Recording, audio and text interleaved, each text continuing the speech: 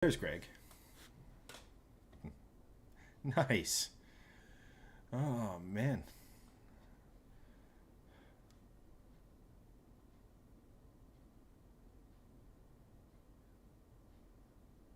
Yeah.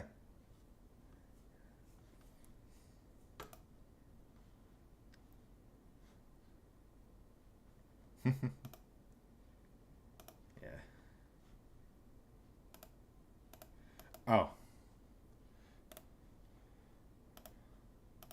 Nope, you're good. Oh. Yeah, I thought those comments were like right at the shoot. I was like, yes. No.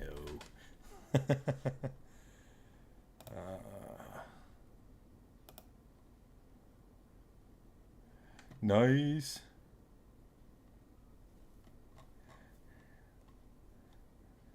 Yeah.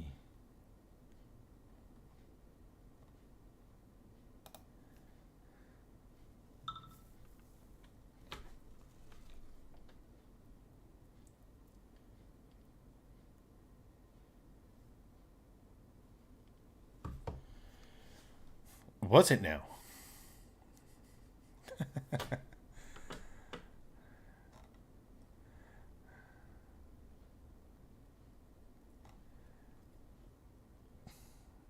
I can't get into the back end. Screw you, Facebook. I mean, thank you, Facebook, the thing we're currently on. Yes, thank you. um,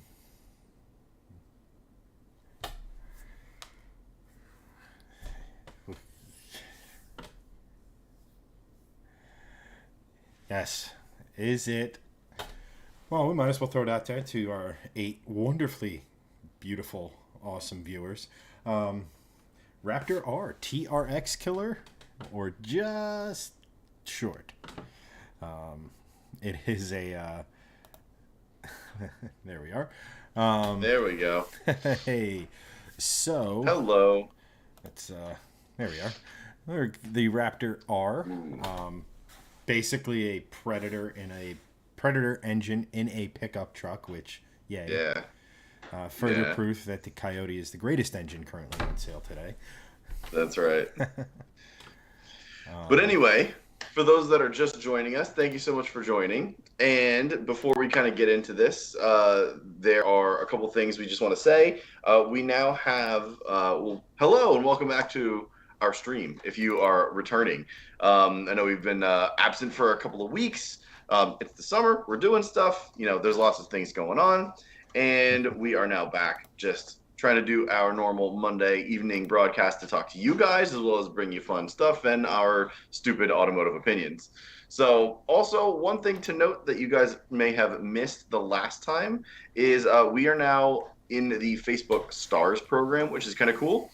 And it's basically like a digital gift. So if you guys want to support our stream and support our channel, it would be awesome if you guys could donate to this. And I thought it would be really cool if we could potentially get enough stars over the years to buy a car with it and give it away. I think that would be kind of neat. I don't know if that's even humanly possible, but we're small, so really doubtful at this point. Maybe we But should finish our project cars. no, no, no, no, no, no, no, no, no, no. We're doing this. This is a thing. Chat But if gets you a want to send project. stars, it's basically 1 penny is a star, and I think the minimum is like 10 stars you can send. So if you guys want to donate, buy us a cup of coffee, or donate to a potential project car pool that we could potentially fix up and give away to you guys. I think that'd be kind of neat. Either way, if you guys want to show your support, go for it. It would be really appreciated. And if you just like us hearing us banter, it helps keep the stream going. So Yeah. that's pretty much it for that. Yeah. But now we have more people entering the stream. Thank you so much for joining Yes. us. We're back. We're talking cars. We're talking, first things up, we're talking trucks, and we were just had it on screen. But it is the Ford Raptor R, and it looks pretty amazing. And did you, Chad, get any specs on it? I haven't even had a chance to look at it yet, but I knew it was coming. So it is 700 horsepower. It's basically, yeah, 640 pound-feet of torque, 37-inch tires, massive suspension travel. Oh my It god. is Look at that without thing. question an absolute animal. Um, it falls That just is short, as nuts. Ram almost immediately pointed out, just short of TRX power. Um, but basically, the engine in it is effectively This is effectively if you took a GT 500 and made it an F Hmm. 150. So it's got the Predator V8, Ah, all interesting. supercharged. Just perfect time when gas prices are starting to normalize. So hey, we can start thinking of this $110,000 truck. That's crazy. I can't even believe that that's the price. I mean, I guess I can believe that that's the price, but Yeah, right. I mean, yeah. they're all up there now. Yeah, I mean it's absolutely bonkers. The TRX is a six-figure truck. Like, make no mistake about it. Yeah. It's just it's just to me this is awesome. It's just like I don't know if anybody else saw the moves that Pagani's like, nah, we're gonna keep making V12s. None of this electric car nonsense. Yeah. So I feel like this is just another thing in the we'll just say sustain, just FU sustainability, Yeah. which is something we can all get behind as as car fanatics and things like that. Yeah. 100%. You know, Keith Sweeney, absolutely big time muscle. I love this. Like, I don't know if anybody can remember the days of like the Lightning or the SRT 10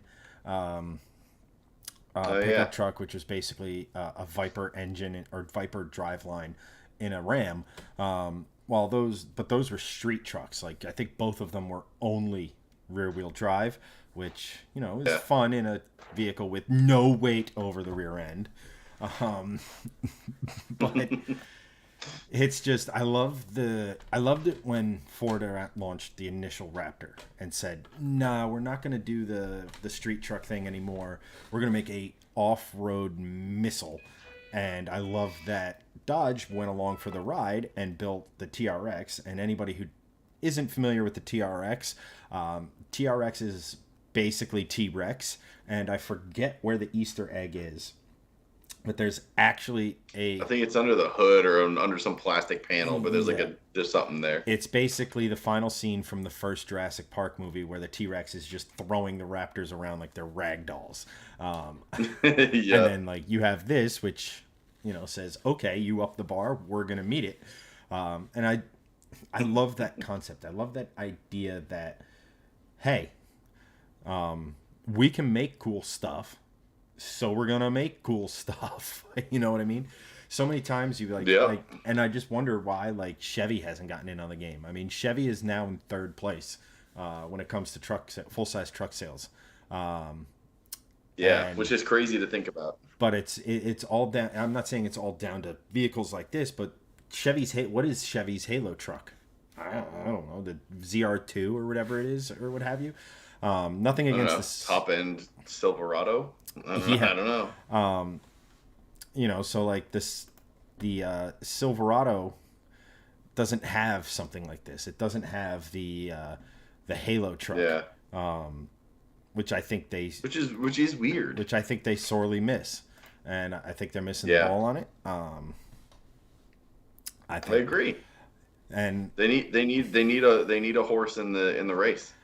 so what do you guys think for the new Raptor R, the TRX, or you're one of those bow tie boys or girls, or other, that rides or die with the bow tie, and you know you want to see Chevy join this party, because I think the street Baja, or the Baja racer for the street, is a crazy cool concept. Yeah, I agree. And I mean, even if like 90% of these cars are not going to be driven off road, don't care. I just love that it exists because in in a day where it's just like all going EVs and EVs are cool and all, but like where it's all going EVs, all going like stuff like this, I don't know. I like a gas guzzler. I mean, I'm a big fan. I I mean, I went like for the EVs. They're cool. Instant torque is great, but something that you could just like take this and just go to Baja and go nuts. That's like a oh cool yeah. I thing. mean, here's the thing. Like we have absolutely no reason to to get a truck like this. We don't live desert adjacent, far from it. Nope.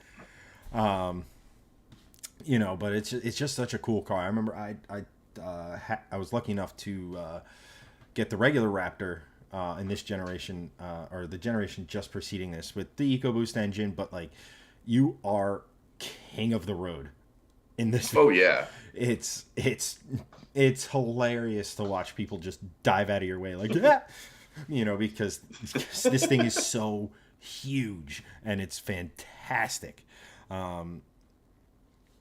Just real quick, get into chat. Keith, thank you for commenting again. Appreciate you, brother. It's sick, but the market is just insane. And on top of that, OEM parts are so non-existent right now. I work in the insurance world, and any new vehicle that comes out, you can't get parts. Yes, that is pretty much exactly where we're at in this day and age, because supply chain shortages are getting a little better, but they're not great. And everything, I work in the golf industry. We like golf balls from like a big brand like Titleist. Just, can't even get the Pro V, the number one goal in golf. Sorry, had to throw that in there. I know you're a bunch of car guys, but we just can't get stuff. And it's crazy to think that like an enthusiast vehicle, which should be driven in an enthusiastic manner, might get broken and might not be able to get repaired for a while. I mean, as anyone knows, when your baby's at the shop and you don't have it, all you want is to have it back. And the fact that we're struggling with this stuff is a bit of a shame, but it exists. And I gotta say, I am thrilled with it. Yeah. So what do you guys think? We got 23 people watching us right now. No one is commenting. You guys are all theoretically automotive enthusiasts. Comment. What do you think? This is the Ford Raptor R. You're looking at the pictures. You're looking at the press photos. This is the Ram TRX Fighter. What do you guys think of this? Is this the answer that Ford needed? It's 700 horsepower. Trophy truck, sort of like trophy truck, suspension, all the good Raptor goodies, but to the next level. So will this take out the Ram TRX as the top truck? Do you think the Ram TRX is the top truck? We want to know. We want to chat with you. Put it in the comments.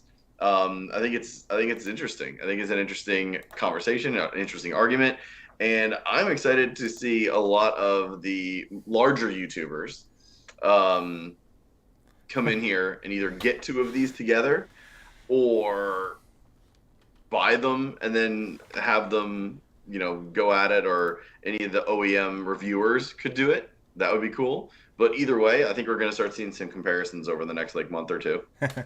Lucas with it looks meh. Okay.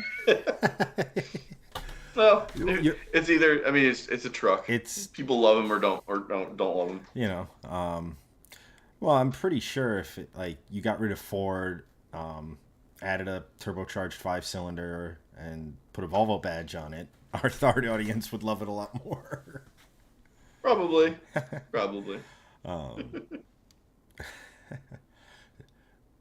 And Greg, this is actually, I actually just thought of this. This is actually the perfect super vehicle for you. So 700 plus horsepower. 100%. Because of your damn driveway. This will have no problems with that. Yes, that's very true. My driveway is very steep. It's probably I don't even know. I'm not even going to say a percent because I'll get it wrong. But it's very steep. I had a car roll out of my garage and into another on my own property. So it's pretty steep and it's not great. But this truck could definitely tackle that terrain. That's for sure. Lucas's rebuttal is the original Raptor looks mean. This one looks more like a regular truck. I mean, I don't know. Looks like a normal. It looks like looks like the old Raptor to me. It's, I mean, I can kind of see that because like the fender flares look added on. The only thing that really gives this Yeah, truck away is just the massive 37-inch tires, and yeah. obviously some of And the. Ford. Well, you can actually get a regular F-150 with a similar grill, so Oh, okay. I don't Interesting. know if it's aftermarket Did not know or that. OEM, but it is there. Um, Interesting. yeah. So, Greg, this or the TRX? TRX. Really? Go on. Yeah. I don't know. I just feel like it's a better looking truck. I also think that I don't know. I'm a Dodge fan right now as opposed to a Ford fan. I like the way the Dodge trucks look a lot more than the Ford trucks look currently. I think Dodge is just a better design overall. And that takes like infotainment or anything out of the equation. Out of the equation. I'm just going on design and stuff like that. I would probably take a Ram TRX over this. Um, Based on engine, I mean, you're kind of splitting hairs, 700 versus 702. There's no bad choice. Yes, there is. So, uh, I mean, so wait, Yes. question, and I forget if you had mentioned this. What is the engine in this? It's It's the basically the Predator, the GT500, Predator. 5.2 liters supercharged V8, tuned a little bit more. Okay. Obviously, tuned in. I don't want to say detuned because obviously 760 versus 700 seems detuned, Okay. but it's probably It's probably tuned to work more in a truck than a pony car. So, Yeah. Okay.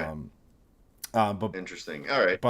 just So I don't know. I based on looks, I would go with the Ram, but I know how good this engine sounds, so I really would need to like make a decision based on like engine noise and drivability and stuff like mhm, that. But as of right now, I've only heard the Ram, so I'll say Ram. fair enough.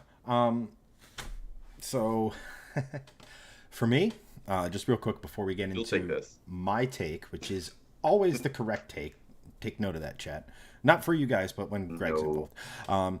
Keith goes with more on the styling front. I would expect that with that price tag, it would look more aggressive and in your face. Look, think of the GTI and the Golf R, same vehicle, just more power. Totally understand. Totally get that. I know for me, if I'm spending six figures, which is significantly more than the regular one, I want it to look like it's more special.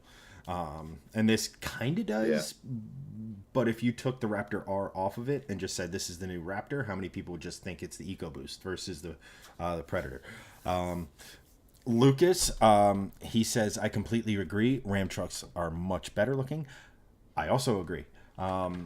This is a tough one for me because I have the Mustang. The Raptor always had a special place in me because it was the first of these super trucks. Yeah. I really like it. I even was looking at Gen 1.6.2 Raptors for a minute. As like Okay. The original yeah, V8. with as my winter vehicle. Circumstances have changed, so it's not as immediate a thing. I still want to make it a thing. So like there is that sort of Who doesn't? people in Europe. They're I don't sweet. know. Um, Yeah, you have people in small UK coastal towns. exactly, or like an old medieval town. Um, Yeah. Yeah. so like there's a sentimental attachment to the Fords.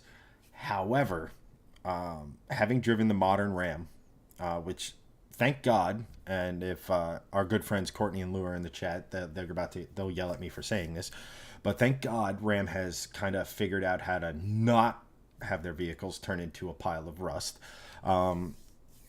The interiors in Rams are better; they just are. I like the overall styling of it a little better.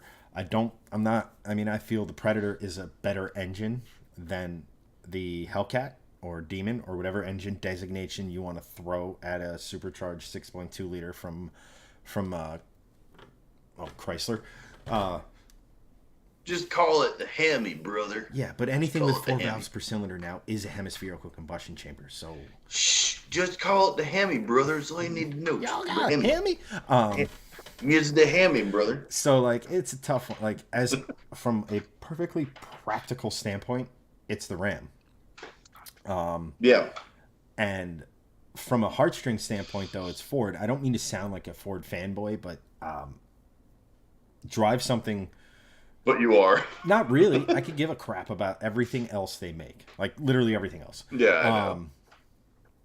Like, but the Coyote-based family of engines is so cool to me because they're the first real American engines to kind of stray away from that push roddiness or single overhead or single overhead cam V8s and stuff. Like, it's the Coyote is a special engine.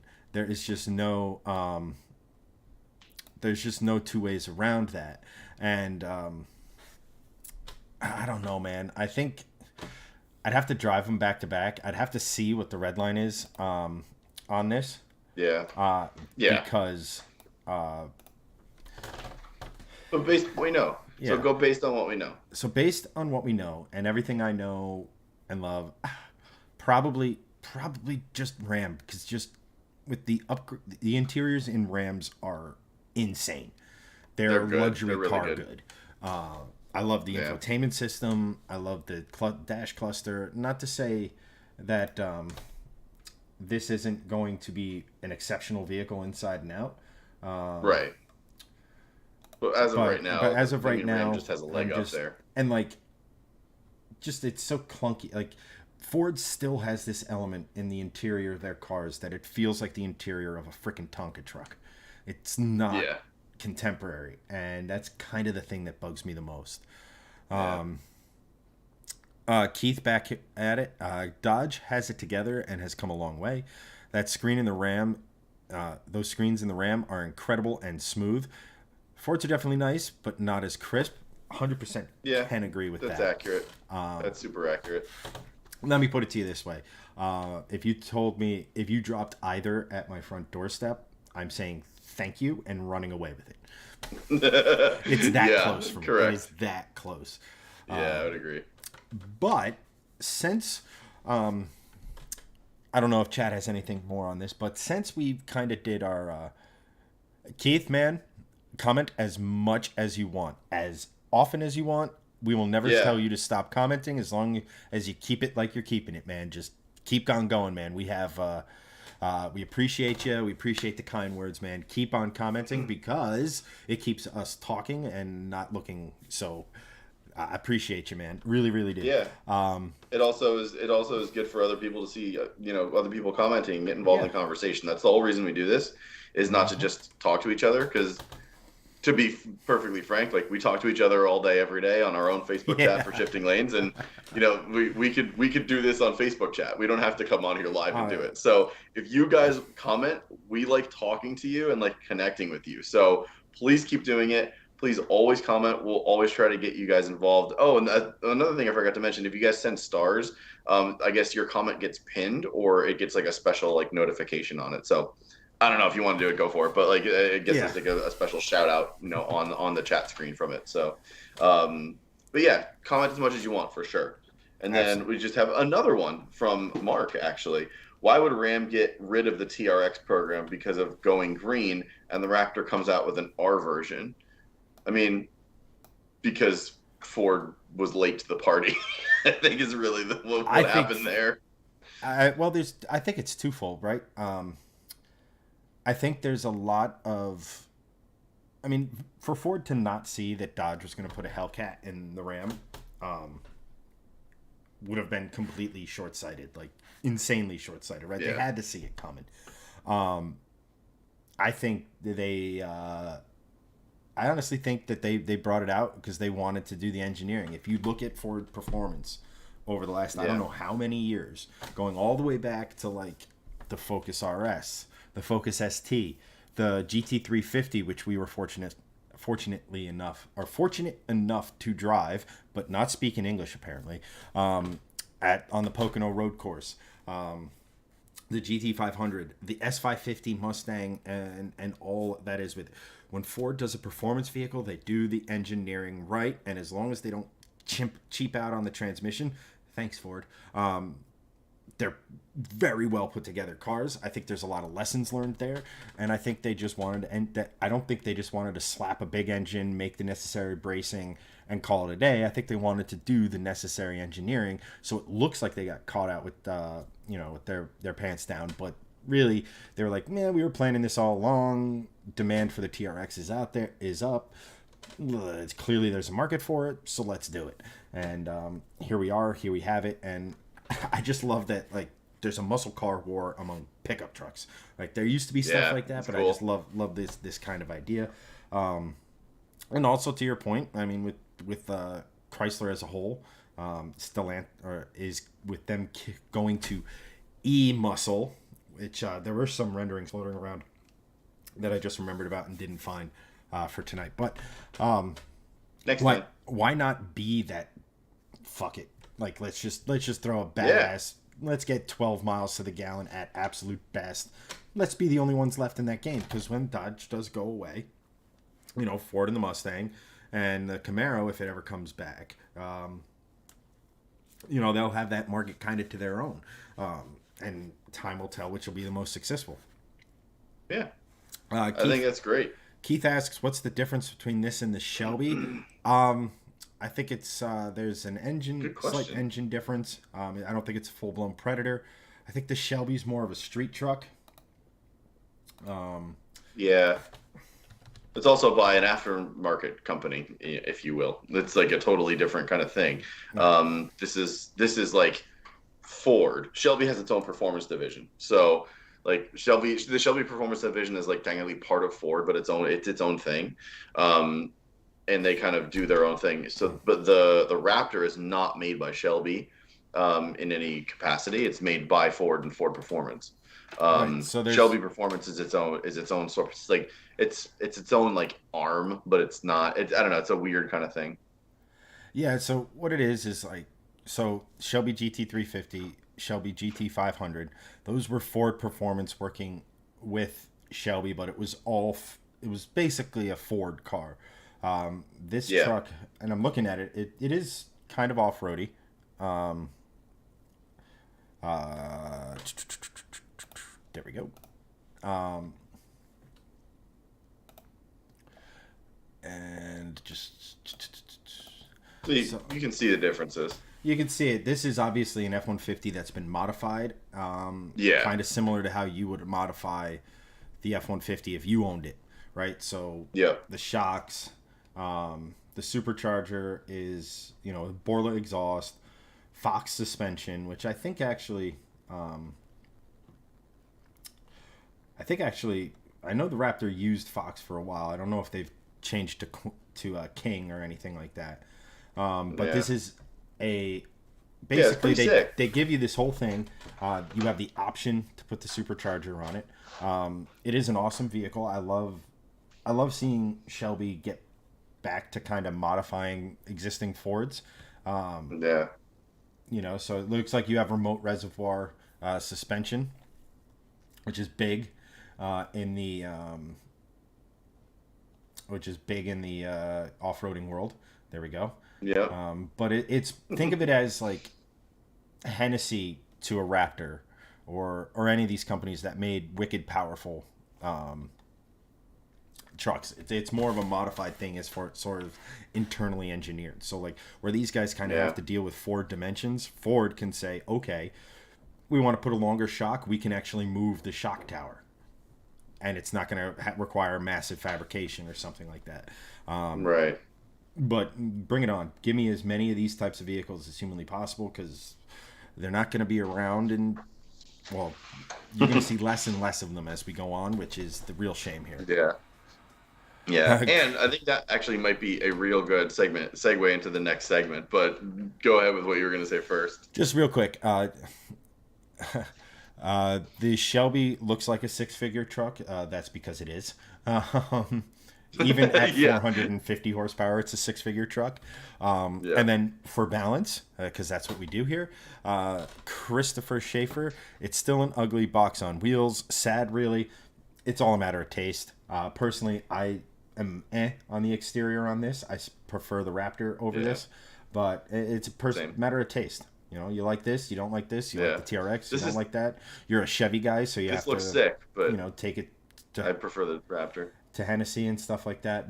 But kind of a decent. Yeah, so I think part of this is you saying give me as many vehicles like this as you Mm-hmm. can. Well, the opposite of that is OEMs giving us not these vehicles and giving us more EVs. Right. However, EVs aren't all Nissan Leafs and hybrid whatevers and stuff like that because there's some serious performance out there in EVs, as we all know now with the like Tesla Plaid. I guess, is it Model Plaid? I don't know. The Plaid, whatever it Mm-hmm. is. You know, quickest performance car ever or production car ever made with like a 0 to 60 in like the low twos or two. But Hyundai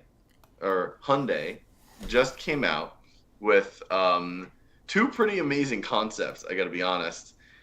That one was the is it Ionic 6 Yes, actually. and the Type 74. Yes, actually. This thing is incredible looking. Right. And anyone that thinks otherwise is just flat out wrong. That is one of the coolest. This thing's decent looking. It's okay.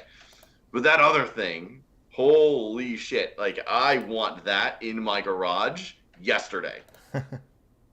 Like I would buy that in a heartbeat. Like this thing, that new electric sports car that Polestar came out with. Mm-hmm. I forget what it was called. I think an O2 concept.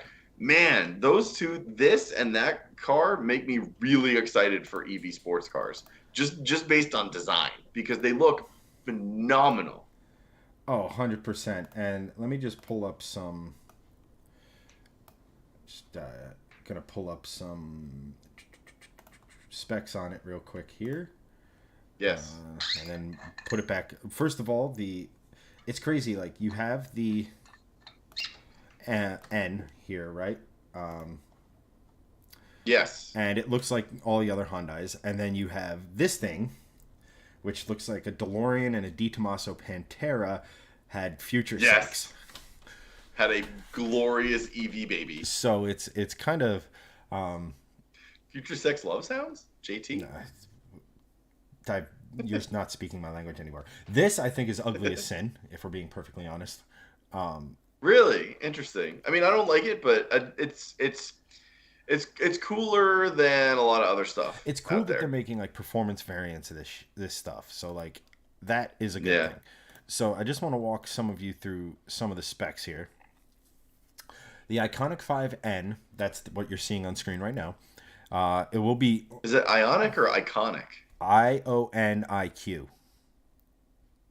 Oh, Ionic. Yeah. So. Okay. Just spell it the right way. This will actually be launched next year. Which is kind of cool. Again, I like the idea of performance vehicles. I do. It just looks like someone, tried to design a car that, and they said, "Oh crap! It looks like a Volkswagen Beetle. Let's make it longer and add fender flares."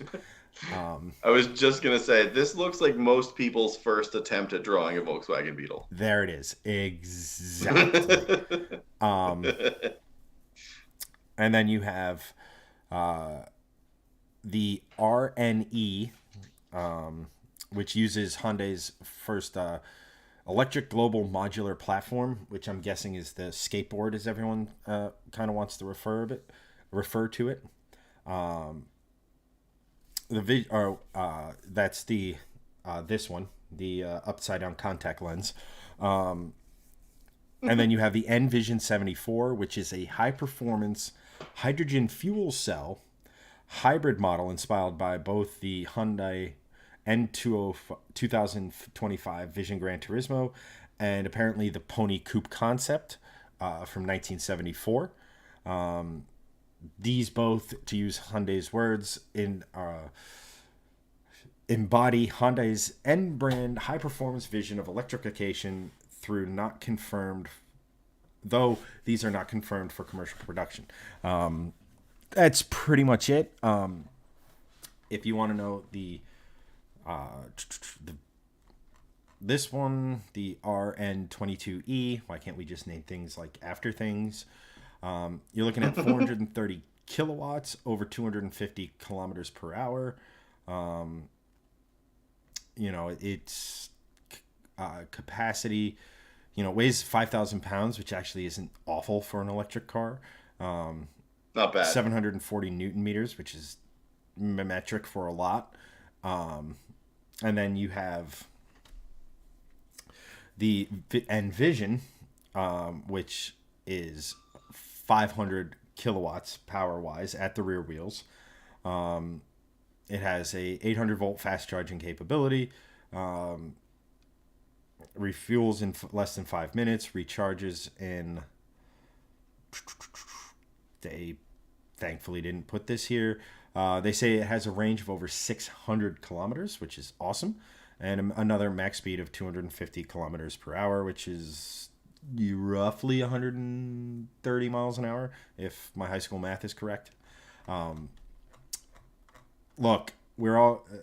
electric cars are coming. We know it. We just said it. So... You have to embrace stuff like this, especially this one.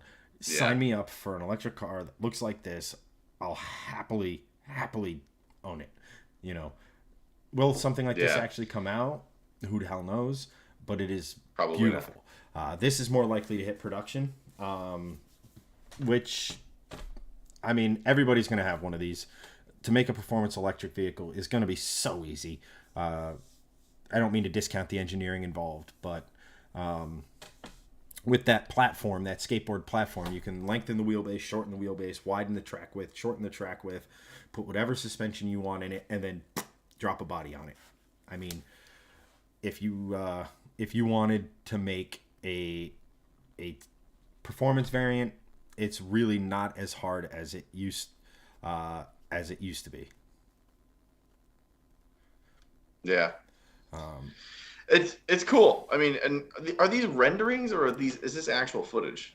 I believe, according to Hyundai, this is actual footage. That's what I really love about this, because these actually exist. This isn't just some stupid rendering that an OEM was just like, here, graphic nerd, do this for me. Make these cool cars that'll never exist. Like, these actually exist. That's really cool to me. Even if the other one doesn't look great, I think it's interesting, at least, and it's performance focused in this respect. Cool, but it exists. It's not just some random ass rendering, which is cool. And then the other thing, the 74, whatever this is, what is it? RNE23. Alphanumeric gibberish. This thing on screen now. RM22E. Yeah, that's awesome. Sign me up for that. Yeah, if that's real and that somehow gets produced. Gimme. I mean, if they ever remake Back to the Future, there's your car. Yeah, absolutely. Don't need DeLorean, just need that thing. And I think Keith echoes. Keith is our impromptu third presenter tonight, so thank you for that. Retro looks are definitely coming back, which is neat to see. Definitely, 100%. That's the thing about electric cars that's kind of exciting, but I hope they don't go too far with. I hope they do kind of a retro modern. Yeah. But don't say, okay, well, now we can put like an old Challenger or Charger body on this skateboard and go to town with it. I hope they kind of make it a modern interpretation with some retro styling. So like on the RN22E, which good for them. If you look, I love the wheel covers, the brake fans.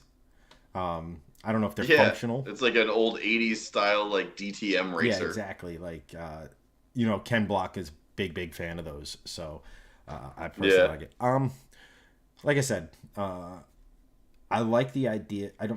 Electric cars, I'm sure the drama they create by just how viciously they can accelerate, how low the CG is, so how they're going to handle the ability to have in real time torque vectoring, at whatever you want, because it's literally just electricity and polarity and things like that. I love the performance that it's There's nothing replacing the scream of a high performance engine. But I am Yeah. stoked that really you don't need a huge budget to make a performance variant now. Performance. I think we're going to see a boom in once electric cars are, in 10, 15 years, you're going to see a boom on performance electric vehicles that don't look like a shopping cart, that aren't boring and bland. Yeah. For all the iconic or whatever it is, for all its weird styling, I love the fact that it's a performance vehicle, and I'm never going to say no to one of those. Yeah. I also like love the quad headlights on that. That's very Yeah, cool. that is definitely I love that look, like the bucket Yeah. headlights. Yeah, it's very cool. So Keith asks, this may be a dumb question, only when Greg asks, but why don't these EVs have alternators so they charge the batteries? They do it with energy from braking, so on an alternator for those batteries. The short version of that is an alternator works off of basically the crank on an internal combustion engine. An electric motor in reverse is a generator, so it is the alternator basically. So, and Yeah. what these things are, so when you're coasting, for example, you can have it set to different modes for regen. So a lot of these electric cars are what's known as self-braking, because you are one pedal driving, because you can lift off the pedal and it simulates like you're hitting the brake because it's in maximum regen mode. It's not, that's not a dumb question, it's a great question. You know you're seeing a lot of hybrids now. I think Mercedes does this. I'm sure a lot of others do it. But they got away from the accessories being on the front of the engine. So things like the Yeah. alternator, things like power steering, things like your brake boost, or like everything that you would have, air conditioning, are actually run off of, I forget if it's the output shaft, or I'm sorry, the tail shaft on the transmission, or the actual drive shaft out, because it's a controlled known RPM kind of a deal. But they're running all of these accessories off of that, and they notice that the engine's more efficient. Two, they notice the parasitic loss is actually less at the rear wheels, which means it's a more efficient way of getting power from the back of the engine to the wheels, whether it be all-wheel drive or rear-wheel drive or front-wheel drive, I guess. Sorry, Hanson. So combine all of these things, they're finding the best way. But the short version of your engine is that all four of those wheels, if they're drive wheels, although I think this is rear wheel drive, basically are alternators when the car's braking, off throttle, things of that nature. Greg, your engineering expertise, thoughts? Yes. Everything you just said. Fantastic. Um, Editors, if we the can only thing clip I was that going to and just mention have was that like, on repeat anytime I say something from now on. no, which is what I have on repeat every time you say something. Um, I need a no, soundboard. like, so if you think of like an internal combustion engine car, like, okay, well, the alternator is helping to charge the battery over time as the car runs, right? It's like a 15 to 20 minute drive. Recharges the battery enough to like negate what you just did to like get it started up. Like that's like the rule of thumb. Well, your alternator, quote unquote, is you taking the plug and plugging it into the wall. Like that's your recharge. So there's no there's no real like alternator needed for something like that. And like Chad said, the alternator is like what's running the electric motor. It is the electric motor in that sense. So it's sort of like it's just a differentiation of like what it is. But yeah, I mean, Chad pretty much just described it perfectly. So there was nothing else I really needed to add. Yeah, Mercedes. Yeah, you're right, Keith. Mercedes EQS is insane. With the interior, ambient lighting is incredible. Yeah, I mean, they're cool. I just wish it didn't look like an alien space egg. And I don't like I don't like how a lot of these new EVs are kind of coming in and looking like crazy craziness. Like we don't have to make EVs look bananas. Like most Teslas to me look like alien space frogs. I don't like it. I don't like the look of them. I That's mean, why I'm really excited about like these two. Like even though one of them is not like the greatest looking thing, it looks different than most of the other EVs. Like that's nice. And that like retro sports car look for the other one, yes, give more of that. Like that would be utterly fantastic. And like Chad and I have talked at length about how cool like retrofitting EV swaps would be for like old 70s, 80s, 90s cars. Like that's literally what that thing is. That is Yeah. an EV swapped retro car. Like that's badass, and like I'm all in for that. That's very cool. Oh, 100%. Like that, and that's the exciting thing about electric cars is that they can, Yeah, you can put whatever you want on it, and it doesn't require a full re-engineering of the core of the car. And I like the EQS comment because that's what this thing reminds me of, is that just swooped shape. I get aerodynamics, efficiency. If a car can get through the air better, it makes it for a longer range, blah, blah, blah, blah, blah. You know what's going to fix range? Solid state batteries are going to fix range. So might as well put whatever body you want on it. I think it'd be like there's so many cool options. Like imagine oh geez, what is the old Opel that kind of looked like a C4 or a C3 Corvette?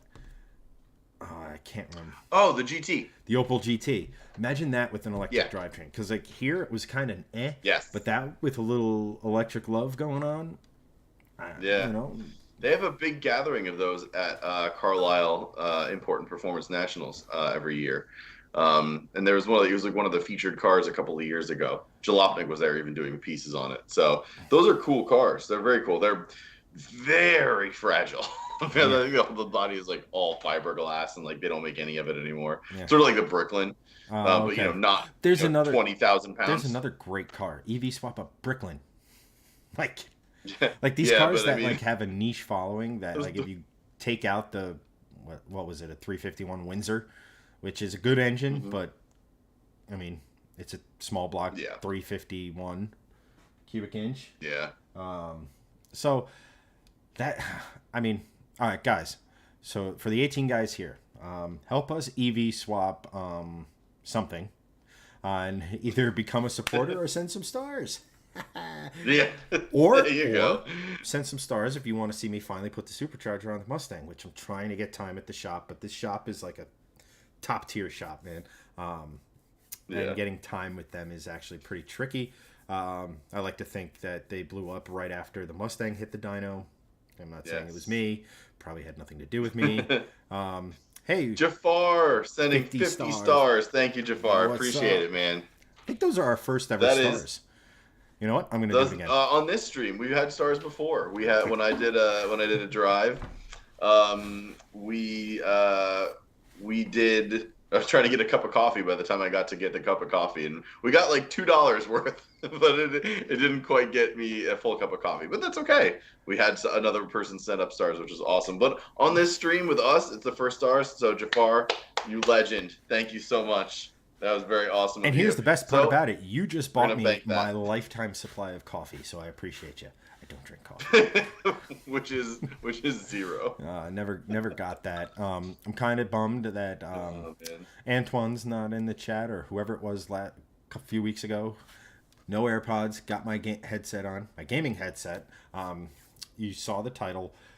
We are after Greg has to go do being an adult. Which means work. Pretty much is the world we live in. I'm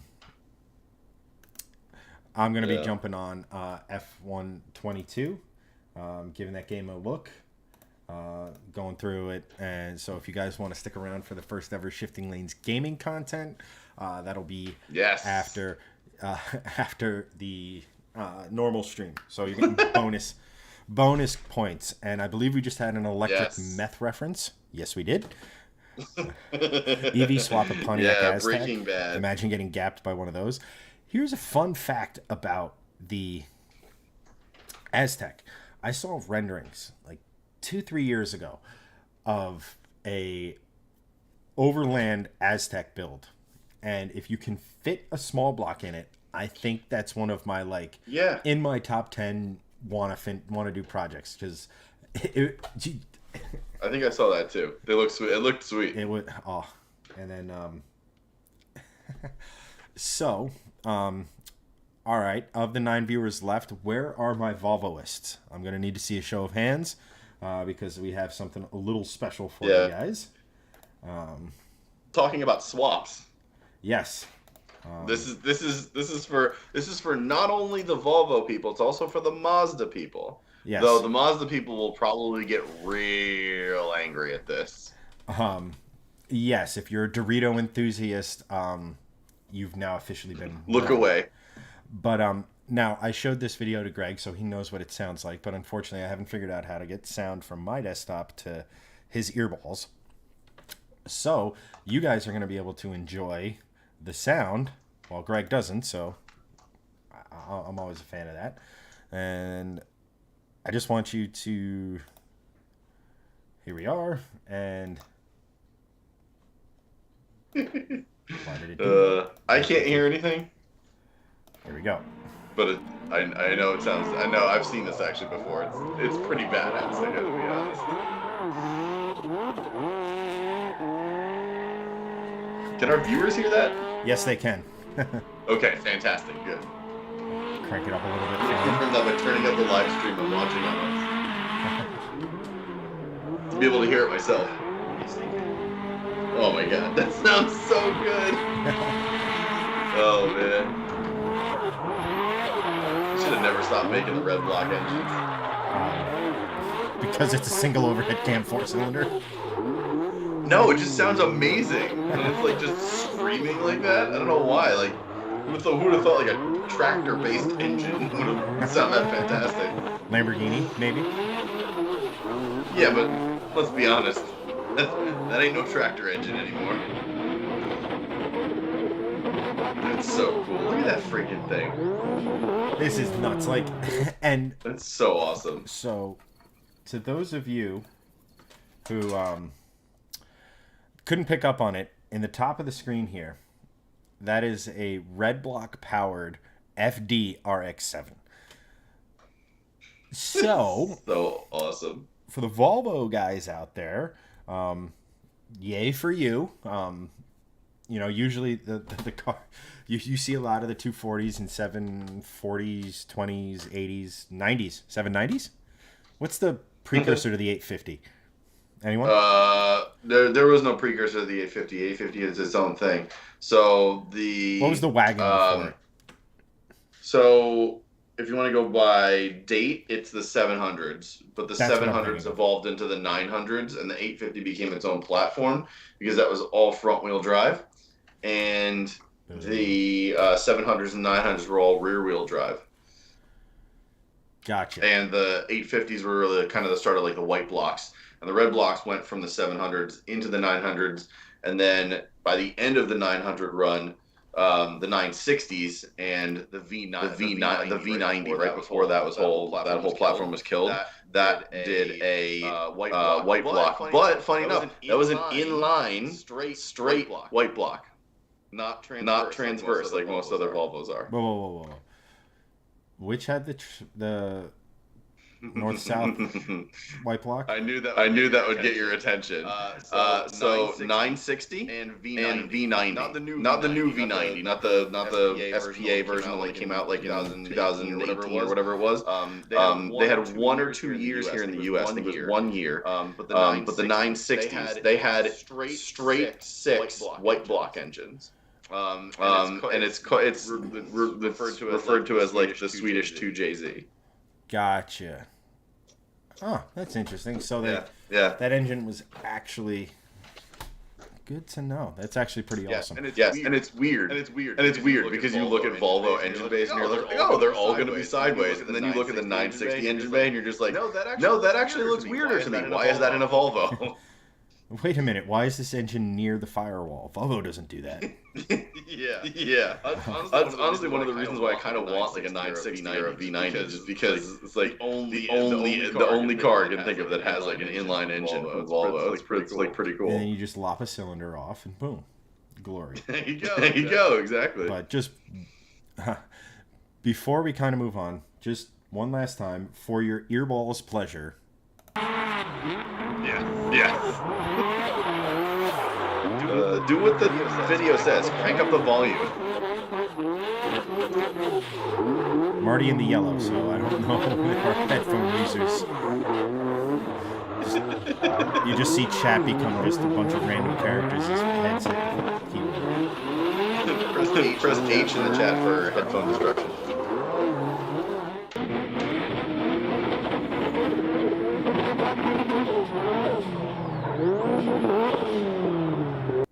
No, you don't. Yeah, that's pretty badass. I love that. Yeah. That's fantastic.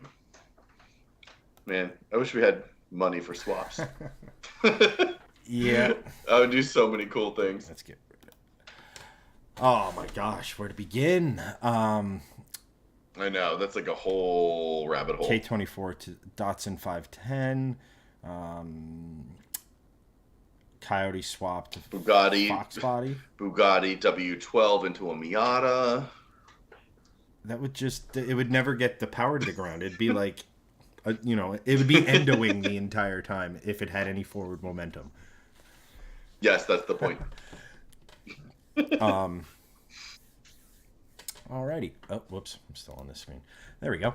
There you go. So, why don't we take this opportunity and provide... Keith asks our thoughts on the new Nissan Z, JDM War coming back. Yes, if they're priced accordingly. We have many videos on this topic. If they can get priced similarly, the Supra still, like, you have the Z here and like 300, the Supra is kind of here price-wise, and then as you performance-wise, they scale. Here's the bottom line. I would love to see Mazda get back in the action with some form of front-rear sports car. Don't know if a rotary is going to be able to cut it in today's day and age, but they could make something with a ton of revs. I mean, they have a straight 6 coming out. I think that would be absolutely fantastic. The NSX, the GTR are above the Supra price-wise. Amazing machines. The R36, I think we're getting details on that in next year, so that's coming soon. My thoughts on the new Z: love the look of it, love what it kind of represents, which is, again, I know people are sick of hearing me say this, but cars like the Z, cars like the Supra, those were all inspired by the Mustang, and that is an affordable 2-seater, or 2+2, even though they kind of strayed away from that. I think the Z wanted to be a 2-seater from the start, but they all want the affordable 2-door front rear layout sports car, and the Z does it better than any other of the JDM Revival cars, as it were. It's going to be affordable. I mean, granted, demand, dealer markups, like just the stupid world we live in. Even pre-COVID, dealers were just taking way too many liberties with prices of vehicles, so that they priced the people who the car was designed for out of the car, which is kind of sad. So, I mean, limited slip diff, 6-speed transmission, 400 horsepower. From all the reviews I've seen on it, it's a little unrefined, but that's what the aftermarket is for. Fix what, make it more of a performance missile. I personally can't wait to drive one. I don't know what more else needs to be said. Yeah, I mean, same. It's a great little platform. We've talked a lot about the Z here. I just like it when manufacturers, like, that was my biggest gripe with people hating on the new Supra. I make jokes. I call it a BMW all the time, because it is. But who the hell cares? Without that partnership, the Z4 dies, and we don't have another Supra. So we have 2 sports cars we otherwise wouldn't have had. That's nothing but a good thing. That is 100% a good thing. Yeah, and don't tell me that Nissan was going to redo the Z without the new Supra coming out, because I guarantee you when Nissan caught wind of the new Supra, with a BMW partnership or not, was coming out, Nissan was like, and they had always been saying, we're going to refresh the Z, we're going to make it, this, that, and the other thing. They were dragging their feet, a lot like Acura did with the NSX, and like, blah, blah, blah, blah. But then Toyota and BMW announced the partnership back in like 2016 or 2015 or something, and said that there's a new Supra going to be coming from this partnership, or a new two-door sports car that's going to be coming from this partnership. And Nissan, I bet you, kind of got their act together and said, okay, maybe we should really start to think about this a little bit more. So I really think that the Nissan Z, the new one, is directly because that there's a new Supra from Toyota and a new Z4 from BMW. Um, you know, because Nissan's not a stupid company. Like the Z has been a car that's been in the conversation of like, what are some of the best two-door Japanese sports cars that are affordable out there, and what's on the list before the market went nuts for Supras? Mark IV Supra, Z, NSX, like original NSX, back when they weren't crazy expensive. But the Z has always been in that conversation. So I think the new one exists directly because of what happened with the new Supra coming out. I think all you have to do is look at how the Z is engineered, and that tells you everything you need to know. If they had plans for a new Z, it would be a fully new Z. This new Z is not. It's the same platform as the 370. The 3-liter twin turbo is an engine that's been in. I forget the exact model, the Q40 or whatever. But it's Q60 Red Sport. The same. Even the base sedan variant of it has the 3-liter. I mean, it might not be the full fat version, but that's an engine that's been sitting around. I mean, what is it? The CD009 has been around since I'm pretty sure there were Velociraptors driving around in those cavemen. Yep. It's the best part, and you put all of that in retro body style, and boom, winner. Because engine's proven, transmission's proven, drivetrain's proven, chassis, a whole nine, and it looks like a brand new car. And buzz and people talk Nissan, which is the biggest point of all these cars. Sure, enthusiasts love them, and they do sell them, and they do make some money on these things. I think Nissan's going to make way more money on the Z than Toyota's going to make on the Z or the Supra. But it's 100%. Like, they were like, oh shit, people want the Supra. Here, and that was pretty much that. Either way, we're better off for it. I mean, again, like, we get the Z because the Supra's back. I really want, like, Mazda or somebody to say, okay, we can do something like this. Although I'm not too hopeful for an RX-9, so to speak. But we'll see. Hopefully Mazda gives us one last hurrah before they dive straight into the dark side. Yeah. Are you wearing a main hat? But no, yeah, actually, LL Bean. You are such a dad. We just bought 4 LL Bean hats. I got family there. Come on. Also, yes, I am such a dad. I just like the hat. I'm getting very into these trucker hats. But yeah, like I really like the new Z. I'm excited to drive it. Hopefully I'll get to in the next year or two. And yeah, I mean, for me, it's always a question of what would you rather have? Would you rather have that, or would you rather have, what is it, 45 for basically any, or like a decent trim level? Pretty much.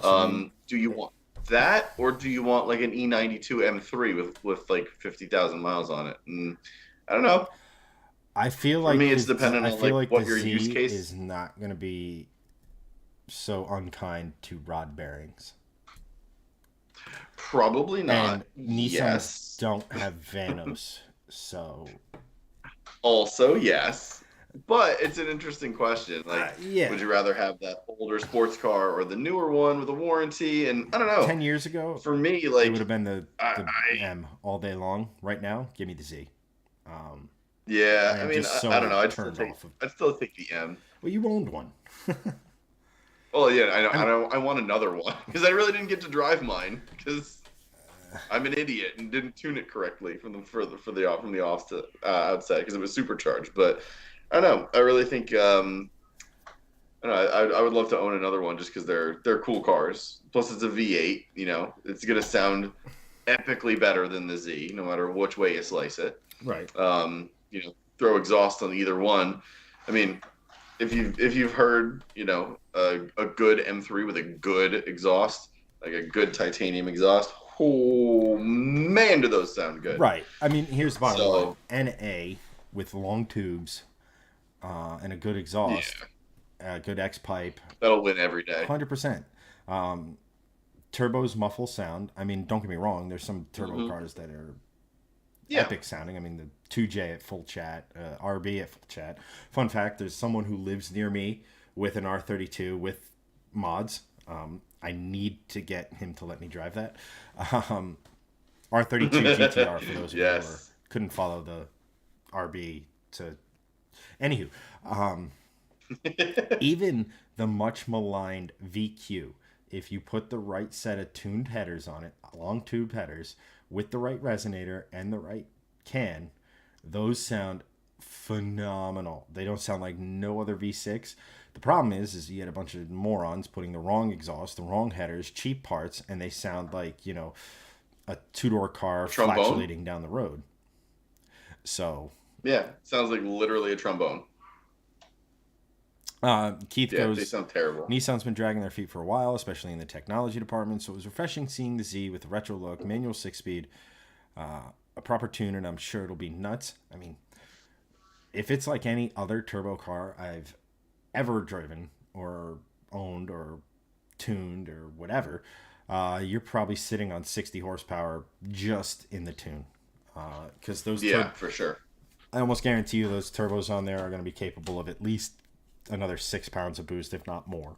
And right then and there, Yeah. as long as the exhaust and like I put a downpipe and exhaust, and you probably could be knocking on the door of 5 at the crank. Yeah. That's just I don't see that being, that's the out of the it's the question. power of turbos. Yeah. So this actually brings up an interesting question, and I want to see what Chad has to say. Greg, I want your thoughts on it. Car from our lifetime that is no longer made that you want to see come back in a modern guise. No, oh, car that's no longer made that I would like to see come back in a modern But guise. from our Ooh. lifetime. So you can't say like, From our lifetime. Okay, so I was born in 84. So 84 and older, mm-hmm, or 84 and newer. yes. Hmm. That's tough because so many, I don't know, I'm jaded a little bit with all this just because so many of these cars that have come back in modern guys have been total dog shit. Basically, like the biggest example, the Mitsubishi Eclipse is now a SUV, and that The is something pain. I'm not happy about. But I don't know. I'll say just for lack Come of on, Chad, give for Greg lack some of stalling, inspiration. Throw some cars out lack there. of lack of stalling, I'll stick to my Volvo roots. I would really love for them to bring back an 850 or a V70R with the 5 pot, and make a newer version of that because you know what, Audi TTRS and RS3 still have a 5 pot, still viable. Make it happen. I'd love to see Volvo do that. They never would because they're going all electric and EV and whatever. But I would really love to see that come back. I think it'd be really cool just because I owned one and I loved it. Nice to see that. Sports car wise, that's not made anymore. Just because I think it's one of the most beautiful sports cars ever made is the Ferrari 355, Okay. and they don't make that anymore. I know there's like it's evolved into like the 458 and this that and the other thing, and it's but I would really love to see like a 355 redone in 35 years later. And you could kind of make the argument that like the SF90 is like that, or the 488 is that, but it's not. They're They're not. They're totally not. different design wise, and I don't know. I think just the feel like 488 that was car kind of the is, last of the great V8 Ferraris, yeah, um, yeah. because then it just became all about function leading form. Mm-hmm. I think modern for I don't. I mean, I modern Ferraris just aren't aren't that they don't do it. They're not the beautiful machines they used to be. I would love to see Ferrari kind of Yeah. make a throwback, right? I A I car with stopped a at the 458. you know a throwback to like the 355 or the 430 or something where you just had a screaming NAV8. It doesn't have to make 9 billion horsepower to be fun. Because look at what this Ferrari doesn't have a quote Porsche a 911 competitor anymore. They have 911 turbo competitors and GT3 competitors, but they don't have a regular 911 competitor anymore. They were just like, in typical Italian fashion, do it too much, and that's what they did. Yep. And only I see it this way: the only reason anyone owns a Ferrari now is for simple. It's status. They're a type of person who don't want beauty is in the performance, and Ferrari nails performance. But could you imagine Ferrari making it or taking their V8 or even I mean they have that 120-degree V6 that's really designed to be more of a designed with turbocharging in mind for the hot V setup and everything, similar to the McLaren. I'll give you a hot V. Of course you will. What? What? Did I say that But out like, loud?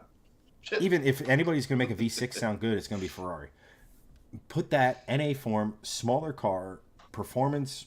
You know, I don't 400 horsepower and like a carbon fiber car is a ton, and I want to say an affordable Ferrari because it's still gonna be a six-figure freaking missile.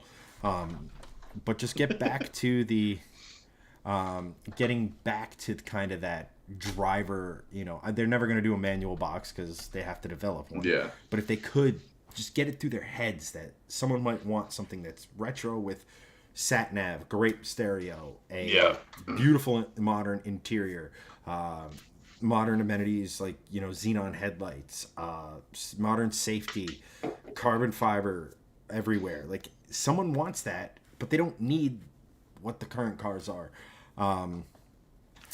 Couple of things. One, Keith says a Chevy Vega. Can kind of dig it. What about an AMC Pacer, the Garth Mobile? Maybe we bring that back. Small little EV like the whatever the Honda is that's escaping me. Christian. No, we have not been doing these, and you've missed them. Fortunately for you. We're back. We are back. The long and short of it is, real world. I had some personal issues we had to take care of that we're still taking care of, but well enough. I shouldn't say well enough. Our family's well enough now to where I can kind of get back to doing content. I don't want to get mushy. I don't want to bring the stream down. But the man, the myth, the legend, my father, who was the one responsible for getting me into cars, working on cars, falling in love with cars, he passed recently. So I took some time off to obviously be with my family. Between that and my day job, I really didn't. It was a lot, as you can imagine. So yeah. I wanted, but I wanted to get back because I do actually miss this. I do actually miss having basically Keith have a one-on-one chat session with us, even though we're small time. That's one of the benefits to it. I miss guys like you. Antoine is out there in the ether somewhere. I miss those guys, and most importantly, I miss hanging out with my boy, Greg.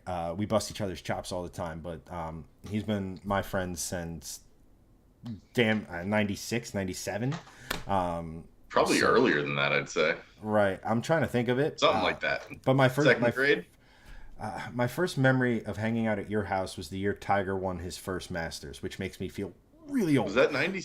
That was 97 then, right? 97. And I know with the scouts and stuff before that, so like 95, 96, 97, somewhere. Yeah. But we Yeah, don't because we get. had hung out like previously, but like, we became like friends in like Yeah. probably like 96, 97. So it's cool like Yeah. that, and I mean, between my job and everything I got going on, Greg's job, Greg's family, he has a beautiful wife, 2 kids. It's really hard for us to get together and hang out. Believe you me, if we had the capability, we'd be doing daily vlogs, i.e., DDE style, only with a slightly tinier budget. But just fun with Yeah. cars and stuff 10 like that. stars. Yeah. Um, I think We help have Greg no quit his budget. job. Not quit his job if Greg loves where he works. No, help me quit my job. Okay, he said it. I didn't want to get you in trouble. It turns in all of a sudden we see No, it's VP of wherever the hell you is work. Is that so, Mr. Mate? they don't even know this exists. It's fine. Fantastic. So no big pharma sponsorships in our future. Yes, yeah, no, there will be no there will be no shipping lanes sponsored by Cialis coming up. That's not a thing. Blue Chew by Shifting Lanes. Yeah, so that's the short version. I'm hoping to get back into it. Christian, if you plan on sticking around, after Greg gets out, leaves, signs off, whatever the internet live streaming nomenclature is. I'll be trying Yeah. our first hand at gaming on stream. I just Yes. got So we'll end this one and then Chad will start a new one. yeah. So I will be on F122. My goal is to see how many times I can spin Max Verstappen out digitally. In case you're new to the stream, he is without question my least favorite driver currently in Formula One. Tell us how you really feel. Don't have to go far. Christian, thank you so much. I really do, really do appreciate that. I do. Yeah, man. So, but I guess. Oh, real quick, on the solo stream thing that you missed, and not a big deal, man. What we're gonna try to do is we're trying to bring you bring all of you guys a bunch of different content. So we're actually doing we're producing our normal YouTube videos on our channel, so you can go check out our normal channels. But also on here, we're doing more stuff. We're doing these live streams, but we're also doing lives. Like Hanson has press cars, so he's doing like live streams on the press cars as well. I'm trying to like go around the area and like car spot a little bit more, as well as go on some back road drives and bring you guys along for those rides. I think that'd be really cool. And the first one I did really nicely, and you guys seem to like it, so I'll probably do another one very soon. And then also we're doing a ton of reels, which Facebook and Instagram are really pushing. And if you don't know what reels are, it's basically all those videos that are like really short that you're seeing that are sort of like TikTok on Facebook and Instagram. So we're producing a lot of those. And if you're into that kind of stuff, we're doing a whole bunch of like really cool things. So go check out a bunch of our other stuff. We're just trying to like make stuff that make you guys entertained, and a lot of you watch it, and I hope you guys enjoy it. So if you do, and you want to support us, that would be awesome. That would be very, very cool. But if not, just keep watching our stuff. That's the best way to support us. And I think Chad laughed at another name I can't pronounce. Abdelilah. Max is an amazing racer, by the way, man. I'm taking nothing. Max is an amazing. He is an amazing racer. I'm taking nothing away from his talent. Racer. Nothing away from his talent. He's in Formula One and a world champion for a reason. You know. Like, and that reason is Michael Massey. Yes, it is. Who no longer works at the FIA anymore. I know. That could be a whole 2-hour stream in and of itself. Someone who Max is a good someone who competes driver. for world championships, let alone wins them in Formula One, is obviously a great driver. Nothing against his talent. It's just his personality and inability to put any sort of curve in any sort of hat he owns irks me the wrong way. So, Christian asks, you must hate every skier on Earth then. Bodie Miller was cool. I think he had a curved hat. I was a big skier too, so I kind of had to, had to get over that one. Christian McGraw asks, I think are you posting it on here or a separate stream?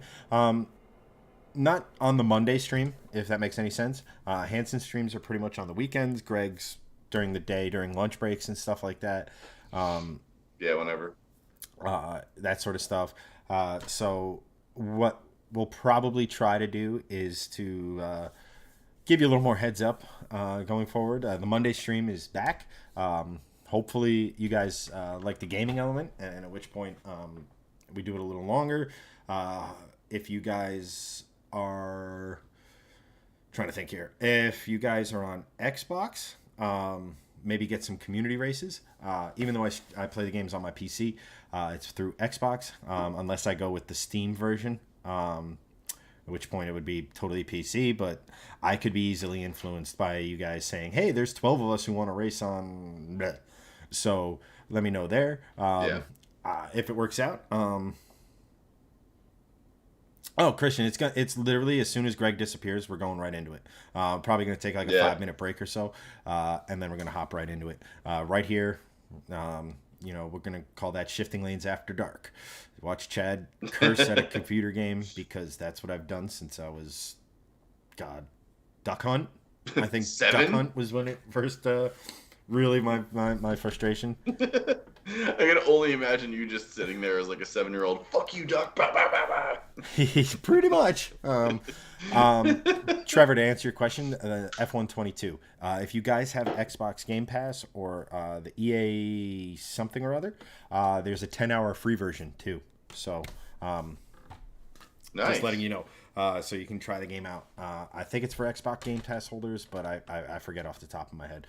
But yeah, we're going to give F122 a shot. I've been watching a lot of Stone Mountain's content on F1 stuff, which I think is awesome because I got into him because of Warzone. But he's doing F1 stuff now, which is really cool because you're watching the evolution of a fan. I've been an F1 fan since, my dad explained to me what it was. So watching someone kind of follow that as an adult is really cool to me. So we're definitely gonna try to do that. Yeah. If you guys like it, why don't you? I'm sorry, Greg. Go ahead. Oh, no, I was just gonna say, why don't you start to set it up? Because if we're talking about it, start to set it up because that way you can just have a seamless we'll just end this and you can go right into it because. I'm gonna have to drop to go to do some work anyway, which just sounds like so much fun for these guys to hear about. But that way we can sort of wrap this up, and then you guys can go right into F1 2022, watch that, and then you guys can come back for that content.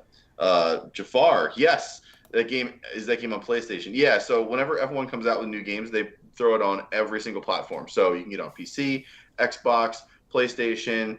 I actually think you can get it. You can get it on Steam. You can get it on mobile, but it's slightly different.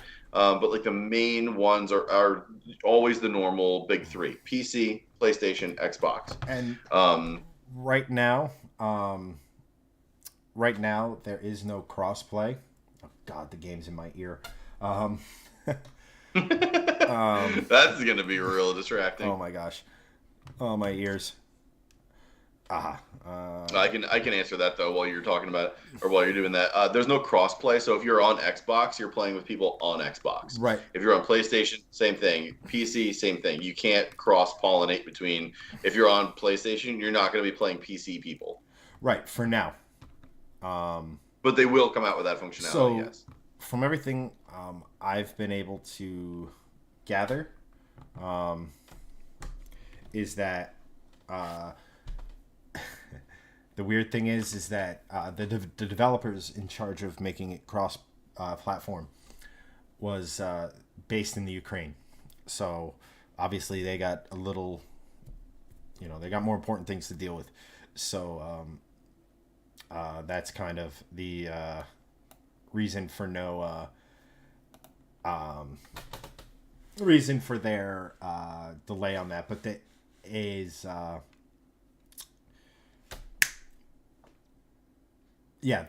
they fully plan to it was fully planned to be integrated in crossplay in the beginning, but obviously bigger issues got in the way. So real quick, just go through some of the comments. I'm just gonna call you AE because the favorite pastime has become mocking Chad try to pronounce names, and I don't want to do that. I can't. I'm awful, totally. But what do you think about the new F1 rules, the new tire quality? It's too early to tell. I think the porpoising has to be addressed, whether it be by regulation or by just saying, hey, you cannot have a certain amount of vertical acceleration, or we're going to black flag you. If that means that teams like Mercedes and so on are non-competitive, so be it. Because one, guys are getting, when you sit in an F1 car, it's not like your car at home. You're literally like lying down. So like your feet are almost even with your hips, which is almost even, like, and your shoulders are a little above that. So when you come down hard, it transfers a lot. The new tires, I mean, I don't really understand the reasoning. I don't know why we had to go away from the other tires. Ever since they went away from refueling and artificially made pit stops required by making tires that don't last as long as they could, kind of nothing tires. They work, they go. They're not a safety issue. That's pretty much it. Pirelli just basically pays for the naming rights. But I don't even think there's R&D involved, but it's not the pinnacle of the R&D. The season so far been pretty interesting. I like seeing someone other than Red Bull and Mercedes fight each other. I like Charles. I think he's a good up and coming driver. And then from there, it's just the other teams figuring it out. I like the fact that Ferrari's successful, so Haas is more successful than they were last year. Obviously, being an F1 fan in America, my home team is Haas, even though it's 60% Italian, which is almost me, kind of. No, I enjoy it. I enjoy competition. I'm really interested to see what next year brings. Because frankly, for me to go back to it, the porpoising is unacceptable to me. If IndyCar can figure it out, if Dallara can figure it out, these engineers can figure it out. Stop chasing every last second and make it safer. Make it work. If you're a tenth or so slower, so be it. That's part of racing. And then you'll figure out how to gain the 10th back. We have Aaron. I'm sorry that I wasn't a big enough notoriety for you to stop and talk to me at Carlisle this year. Haha, that's Greg, not me. At VCOA 10, when I said hi with the fist bump, it was the second year I introduced myself, and you received the lukewarm reception. You want patrons, give real content and opinions. Your stuff lately has been fluff. Yeah. So real quick to that, I can address that. So first off, I am extremely sorry that it came off as I was just sort of blowing you off at Carlisle. Definitely did not meant to throw out that vibe at all.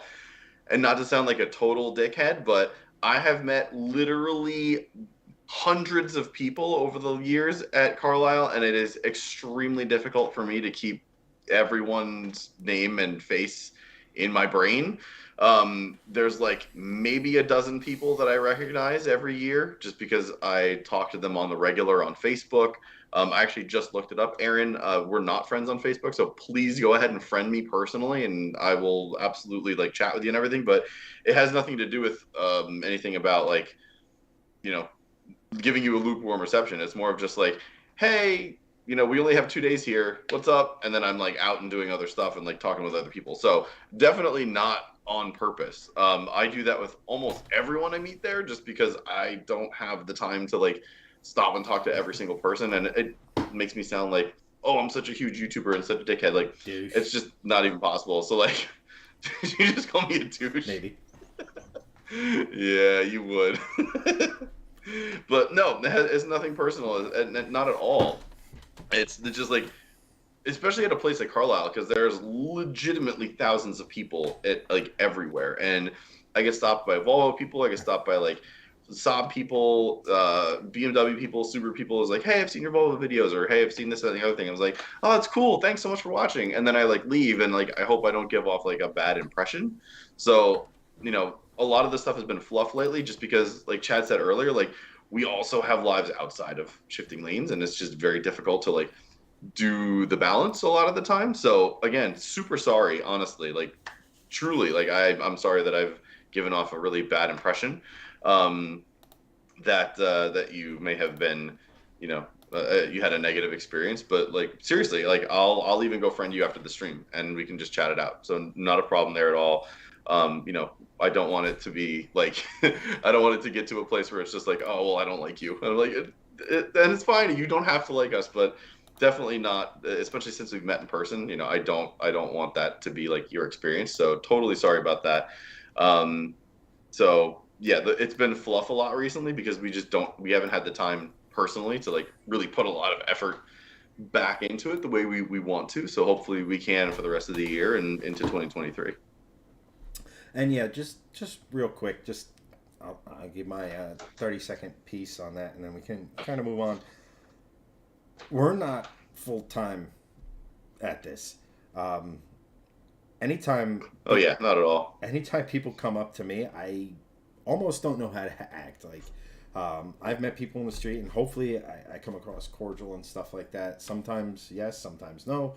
Um, but just like we're not professional at making content. I mean, we make halfway decent content. We like to have fun, yeah, to have a good time, entertain ourselves and stuff like that. You know, but to the same vein, we're not.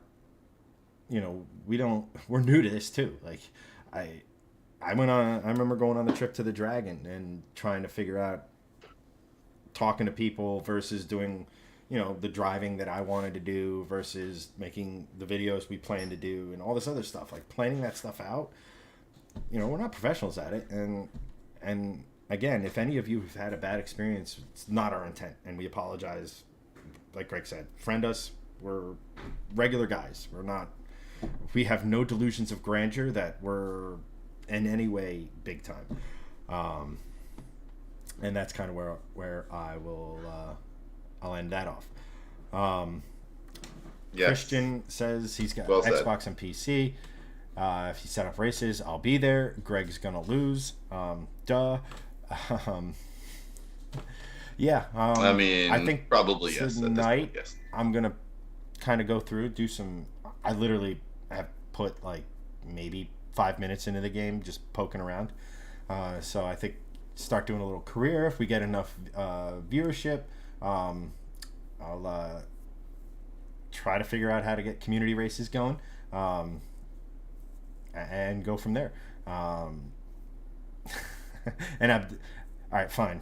For everyone's viewing pleasure and potentially to laugh at me, Abdelilah El Kitabi.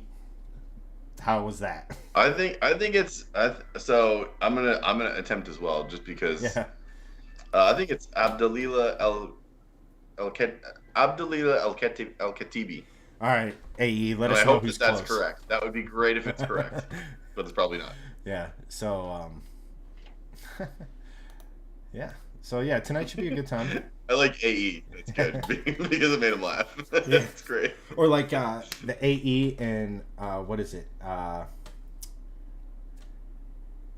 Appreciate the effort. Yes. No sweat, man. Always want to try to be inclusive and try.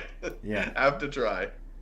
Absolutely. So type it in chat. Actually, phonetically, how do we pronounce it? I'm actually interested now. I'm very interested. So like type it out phonetically. What were you gonna say, I Chad? have no idea. Oh, nice, good. Train of thought still boarding at the station. Yeah. Chad EXE loading. Oh man. All right. Well, I think that's probably a good place to end it. So thank you, Keith. Appreciate it. Appreciate you guys hanging in there. We'll try to go again for next Monday on the 25th. If you want, it's literally every Monday at 8 p.m. That's the time we try to do this. If not, we'll post an update on the page and you guys can know when we're doing this. No, you're not a distraction, dude. I'm not a distraction at all. We distract ourselves. This is fun. We like interacting with you. This is the whole reason we do this. Is we can talk cars with each other, and you guys are entertained with like us, bantering and whatever. But we want to talk with you. That's the whole point of doing this too. We want to create a community. So, like you guys watch our videos, you watch our reels, you watch our live streams. You like our memes, whatever. It's you guys want to you guys want to like be here and be with us, we want to actually engage you and not just talk with each other. Like we want to talk with you too. Yeah, And like Greg. even if it gets to be thousands and thousands of people, we still want to like talk with you and interact with you. Yeah, absolutely. Alrighty, guys. I think everyone say goodbye to Greg. Let's get some hard. Bye. I know the second best part of this duo is leaving. Tough to take. I know. Yeah. Sorry. Um, Not going to argue that. It's accurate. It's accurate. so I'm going Yes. to. So goodbye, Greg. On behalf of Yes. everyone, you will be missed for 7 days. Uh, And then stay tuned because Chad's going to stream some sweet F1 stuff. yep. And I will see you next Monday. Chad will see you in about probably 5 to 10 minutes. And Yep. check out for another live stream post coming up real soon. Don't look for a post, guys. It's going to be right here. Just saying. If Okay, you want to awesome. go get So a drink, I'm leaving. go have a smoke or whatever. If you're, we'll see it. Oh, I thought you were starting a whole other stream for it. I'm just gonna keep it going, man. Oh, all right. Keep- Well, then never mind. No one leave. Everyone stay. I'm leaving. Peace out. Enjoy the F1 content. I'll probably be on chat as I work. Later, guys, or later, Greg. Later. Later, me. Yeah.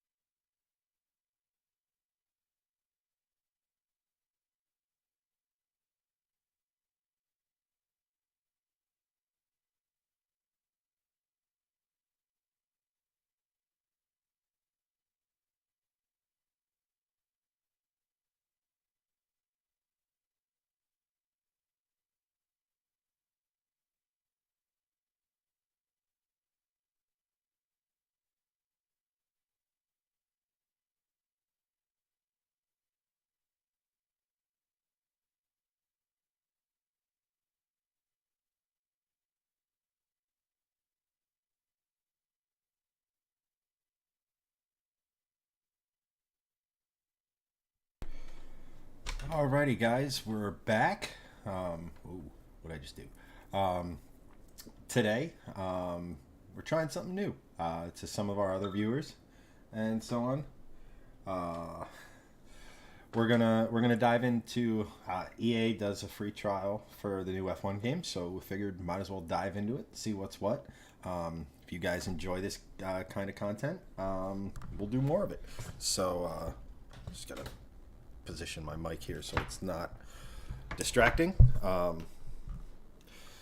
The audio's not coming across great. Just let me know. And yeah, so we're just gonna dive right into it.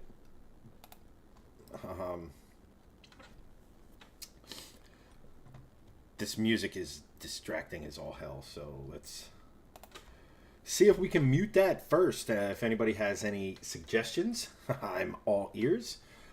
This is the Xbox version, played through the Game Pass. And I have to Alt-Tab through it, so you're getting a sweet view of my wonderful desktop. Here we go. Let's get into it. Here we are.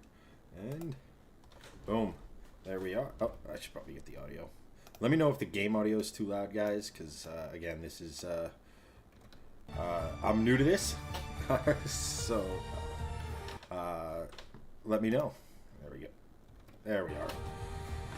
Polished streamer. Yeah.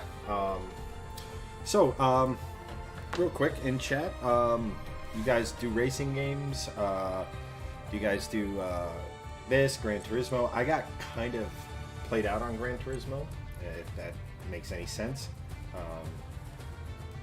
This is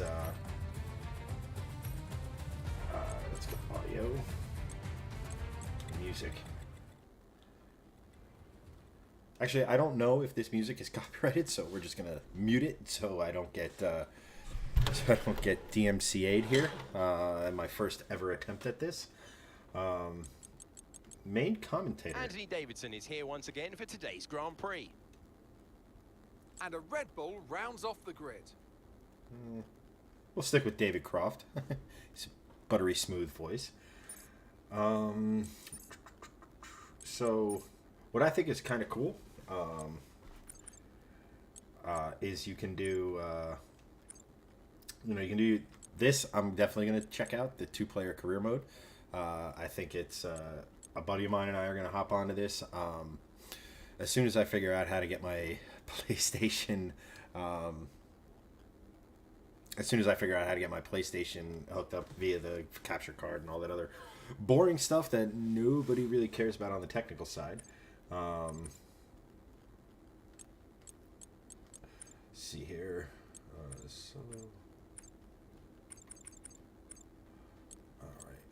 So, like I said, I did poke around with this. I did create... one of the cool things about this game is you can create your own team. Which, of course, you got to do.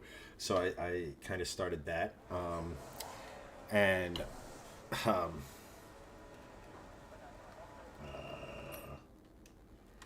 of jumped me right into practice. I was not expecting that.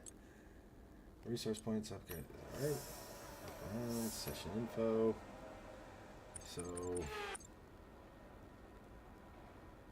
So what we can do is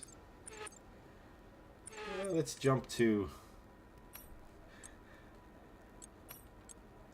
jump to practice 3. The session is drawn to a close, so let's review our top 3. Maverick, Leclerc, and Valtteri Bottas. And if today's practice is anything to go by... Yeah, that's a lot of talking from...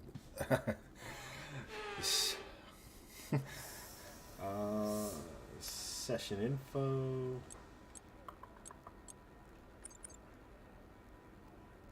Vehicle... Soft...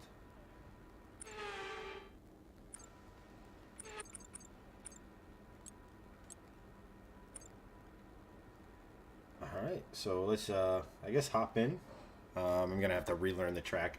I am using Driving Line. I know that's not the preferred method, but I'm too competitive to learn the tracks all over again. So once I get a feel for the game, I'll turn all that dumb stuff off. So yeah, so let's get a few laps under our belt. and let's give it a shot. I game crouched over, guys, so if I give you the full Nick Merckx, I apologize. Let's go. If you're wondering why shifting lanes racing is not green, like it is in the real world, orange is my favorite color. So.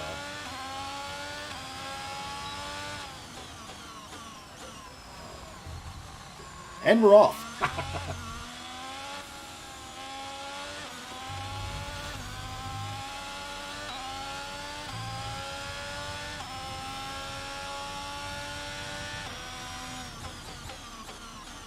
Cold tires, gotta remember that.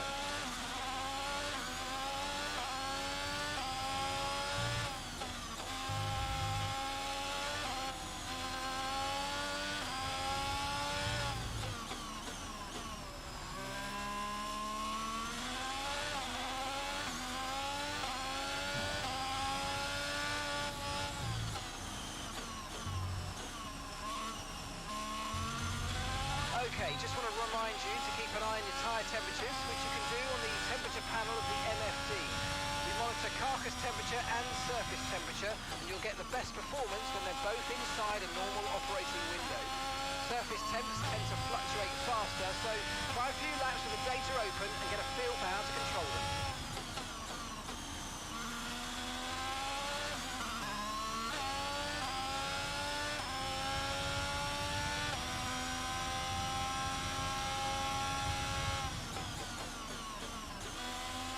I am using controller, guys. I have a Scuff.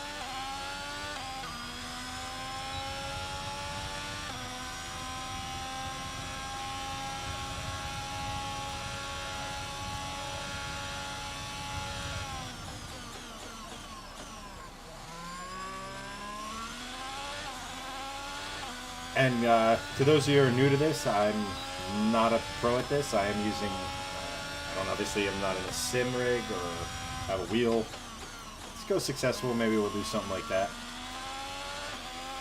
Bahrain, another one of Tilka's boring as hell tracks. But hey, without it, we wouldn't have a. So many tracks nowadays don't have. Alright, F1 certified. So this is kind of what we're left in modern F1. I'd love to see tracks like Watkins Glen come back. But with especially featuring the boot. Oh, that's the Apex. But they're not rated safety-wise for these cars. But in our... Anyway...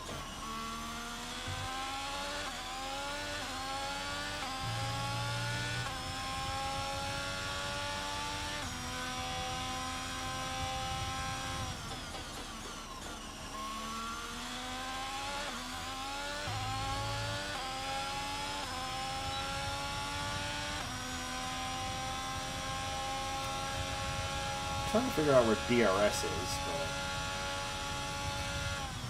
it's open or not. Oops.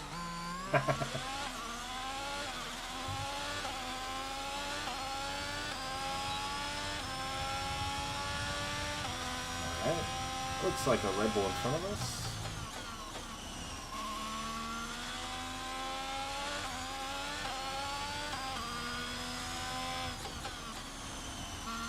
Oh, I had overtake on that whole time. Gotta be mindful of that.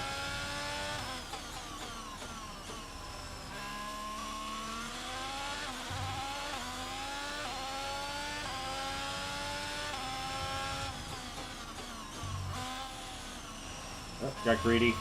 Oops.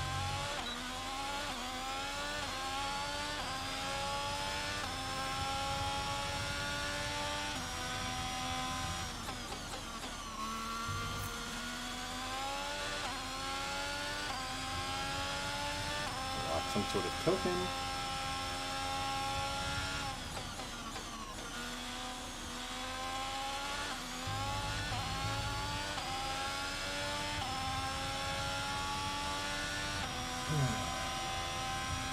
chat froze.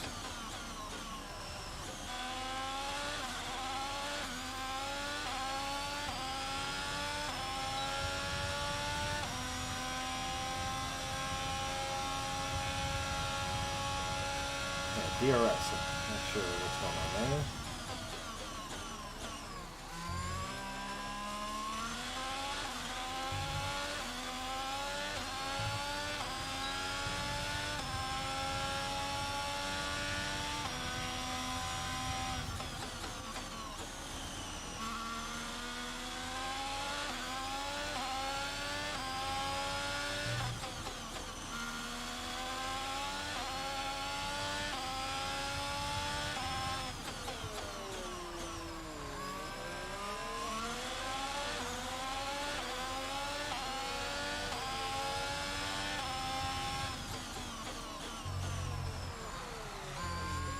Oh, overdid that corner a little bit.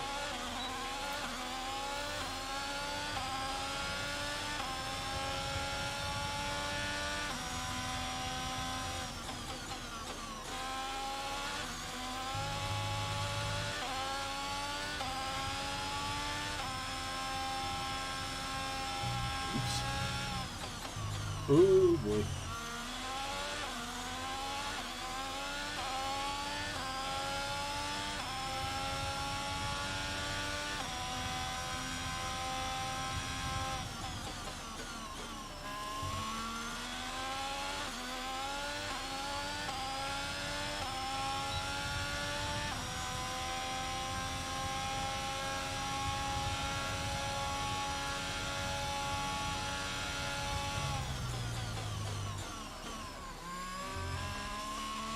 I gotta figure out DRS. I don't know what I'm doing wrong here.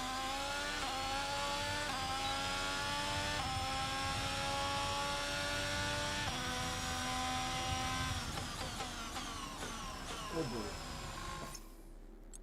Let's go back to the garage for a second here.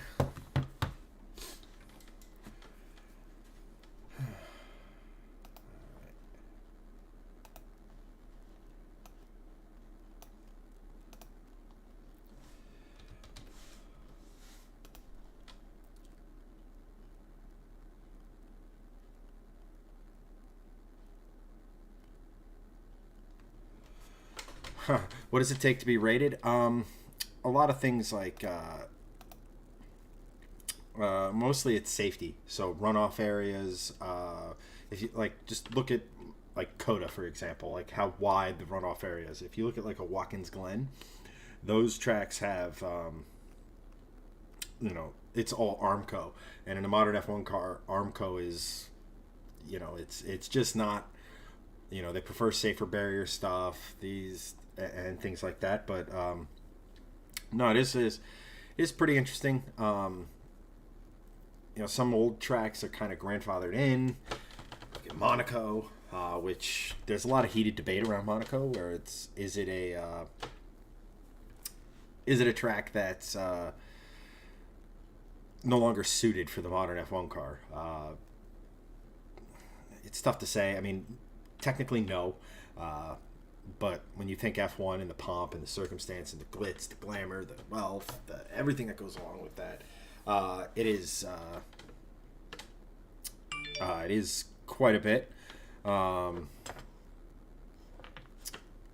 So it is F1.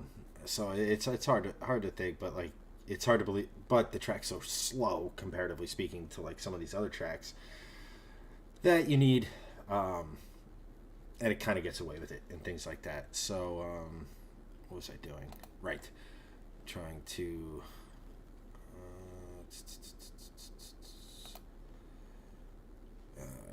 screw it. Let's get... you know what? Let's kind of just hop into qualifying. Session info... And let's just see how I am. And with the cars now over the line, let's see our... All right. Jensen Button is my teammate because he does good research. I want the car to be as good as possible, but whatever. Let's jump into it. No, Christian, don't apologize, man. Talking. Love it. Otherwise, just looking at the top of my head. Car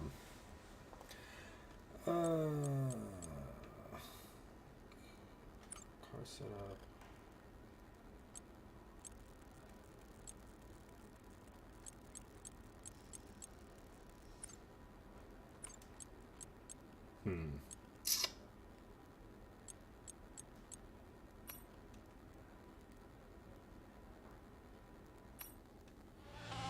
Oh shit.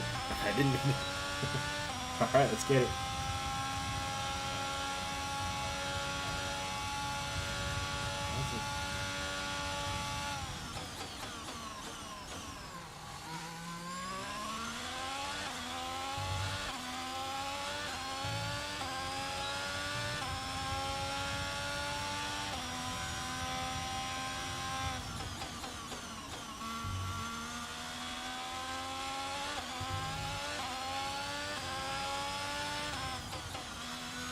Oop.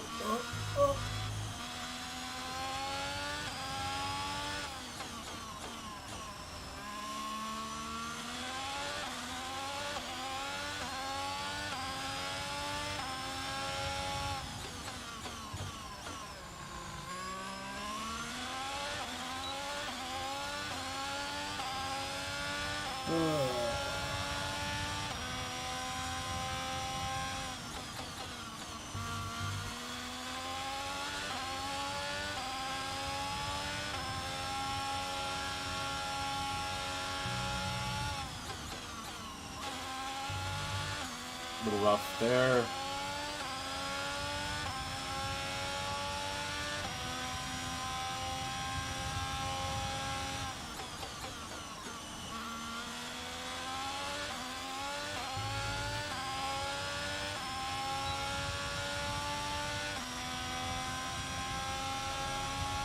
Fantastic, you've got pole position. Yeah. I don't think I messed with the difficulty, so I think I got to turn that up for the next one. I didn't expect it to throw me right into a race week, so. And with qualifying complete, let's review our top three Yeah, I today. shouldn't be 3 Maverick, seconds a lap Verstappen, faster. and Charles Leclerc. Oops. With qualifying wraps up now, we have our grid lineup for the big race tomorrow. Be sure to join us then for what will no doubt. Alrighty. Oh, I didn't even look where Jensen was, my teammate. Oops. Do we really care? Actually, the better he does, the better the car gets, so. Menu. Nope. Workstation.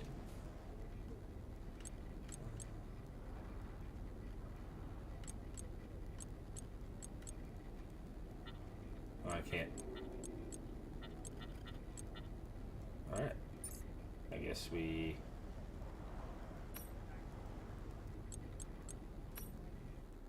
Let's get this race out of the way. Thank you, Christian. Yeah, you'll be my default race manager, crew chief. Why can't I think of the chief engineer? What is the Formula One equivalent? I should know this. I've only been a fan for most of my life. I guess multitasking. No more testing, no more practice. This is off the back of a fantastic qualifying. A new season, then a clean slate where anything could happen. Anthony Davidson is with me today as once again we get another year of Formula One underway. Anthony A Davidson. few minutes before the first race then, everyone's a little bit nervous about reliability. They haven't been running in the hot, turbulent wake of other cars in practice, and they've not been pushing at 100% for long durations. Let's hope no one has to deal with any nasty surprises.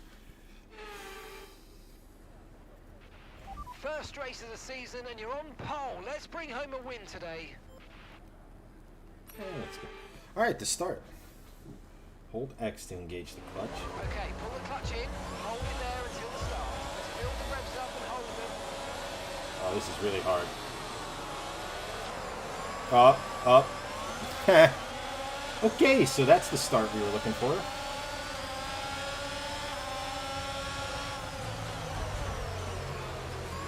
And, okay.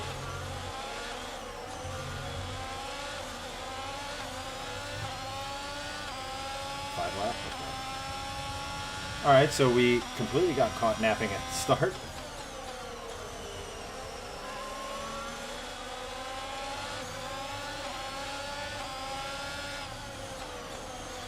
Can't afford any more damage. Crap! Alright, so they break way too early.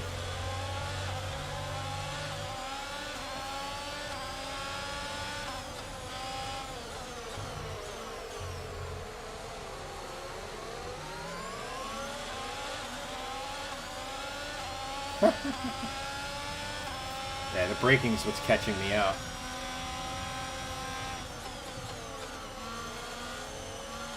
And now I have no front downforce. This is wonderful.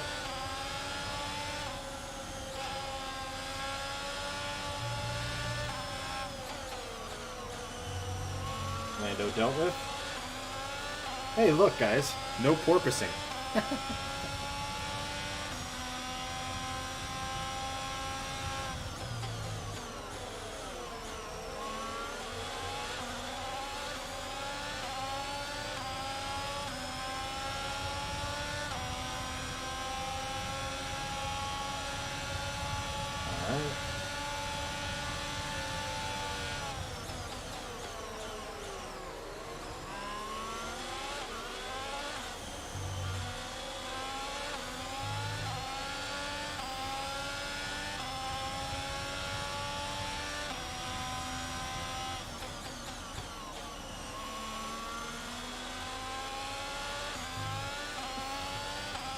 We're in the points.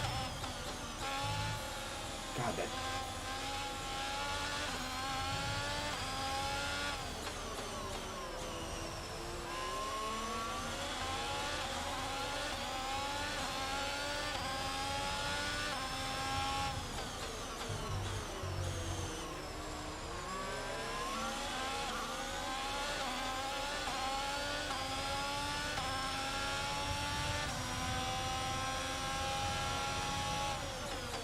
Oh boy.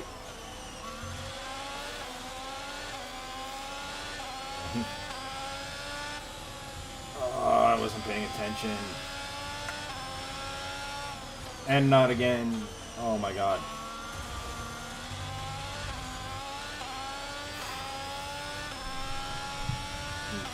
Move my head from the ass here, guys.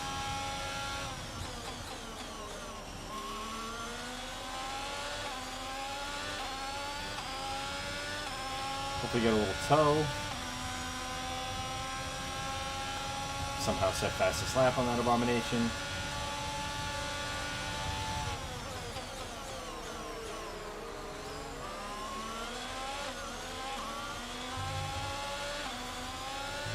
Good job. Nice overtake. George in our sights.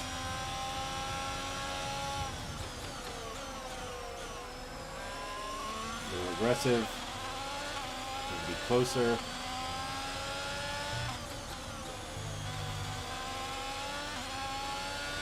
Oh boy, did we butcher that.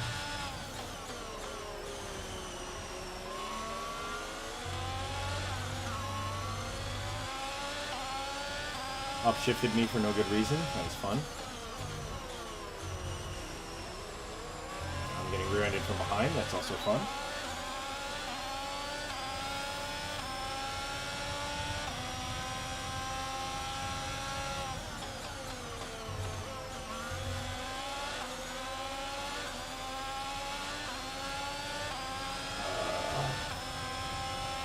Alright, we didn't screw that up. We did screw that up.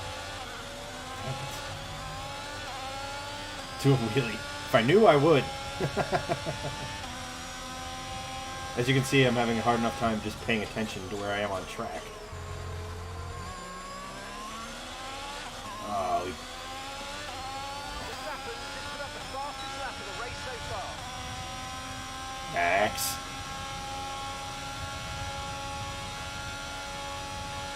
Alright, let's just get past our teammate, shall we?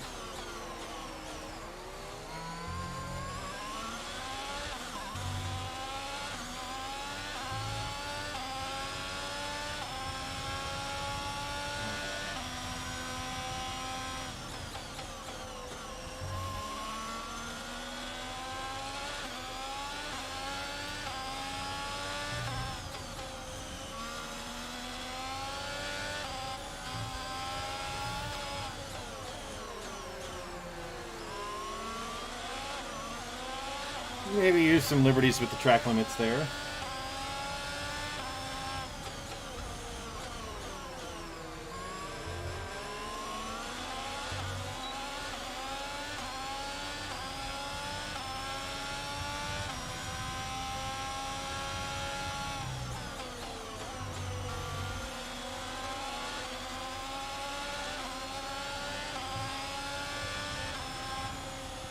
I tried to avoid him.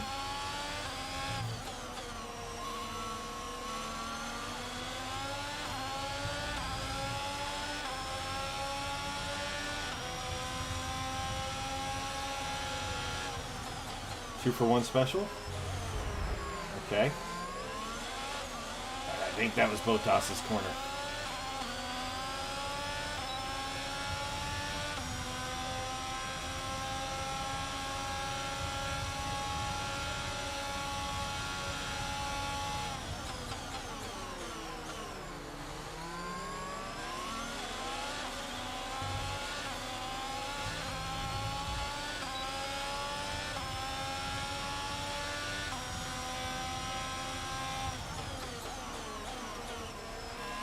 Gotta get better at those adjustments. Those are killing me right now.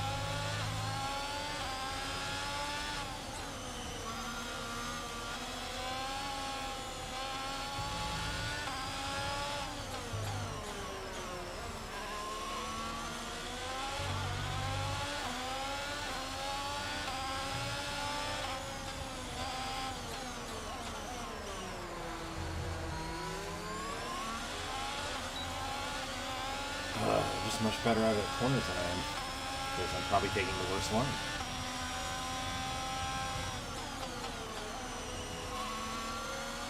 Good momentum.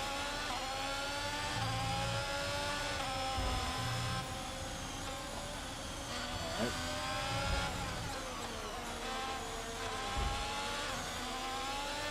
Uh-oh. You gotta get cleaner. This is pretty bad.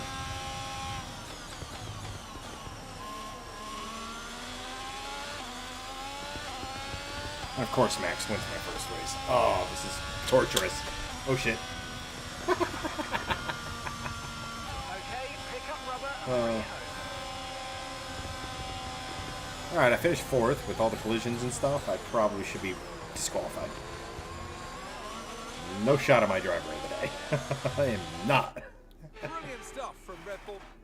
Oh, boy, oh Red boy. Bull put up an outstanding fight for the front position today, and it's great to see it paid off.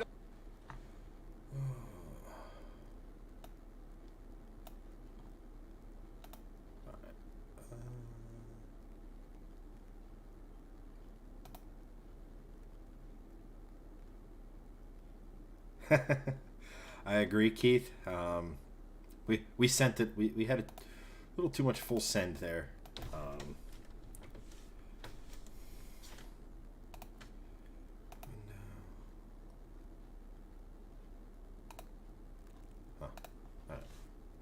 Off for them. They do so much for the sports that you can't help. To hell with you, Max. So let's see what effect this result has had on the drivers' standings. Well, after an incredible day of racing, who... Okay.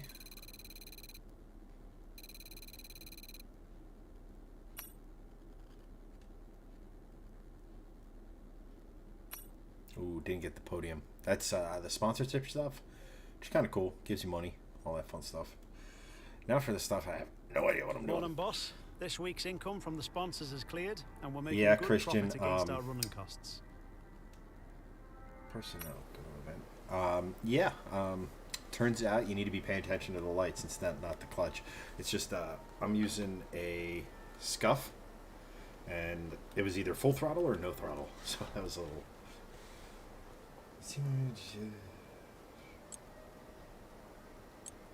The personnel department has asked us to deal with this. We have a couple of options here. Take your time. What you decide, the department wants me to pass on their thanks for helping out. Okay. Activities. Hot lap.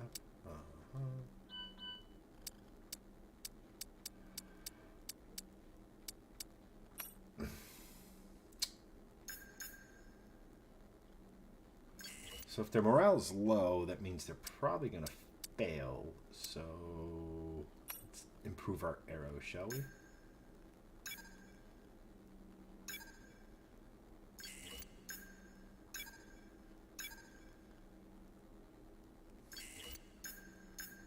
All right.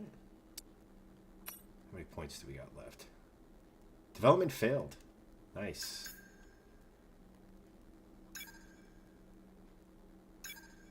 Alright, we should at least get that. Oh, we have a lot of points.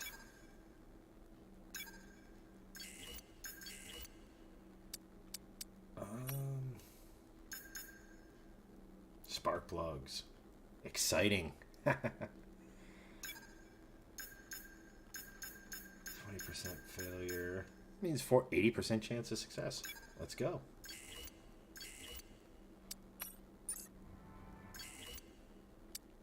Durability. Control electronics, improved materials. Insufficient points. Alright, so we got that.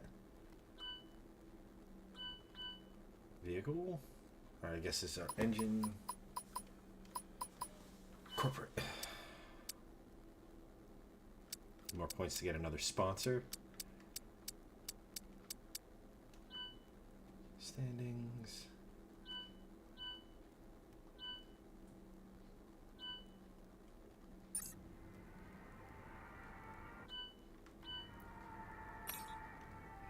As we continue to increase our acclaim, more potential partners become willing to work with us. We can now approach an additional sponsor from the corporate tab.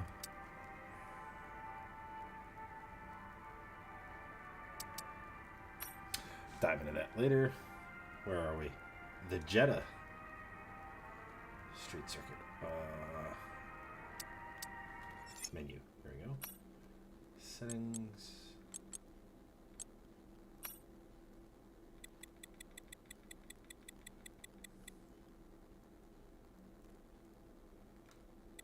Let's throw it here. Alrighty.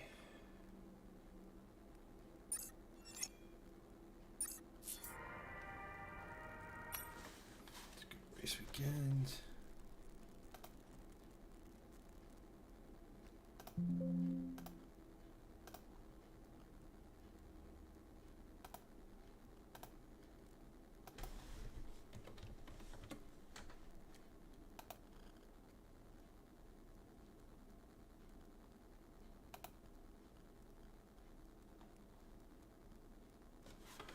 Huh.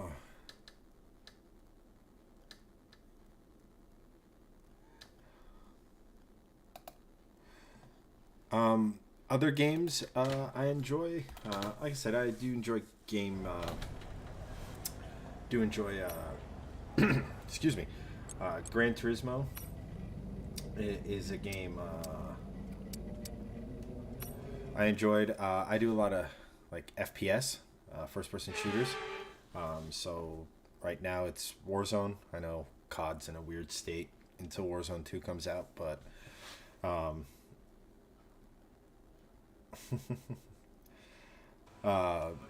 Ash, rather go ride your MV Agusta F3 800 for real? Yes. Yes. Go to track. Practice programs. Let's see what I need. Optimal for sector. Beat average speed, trap speed, chain 5 consecutive corners.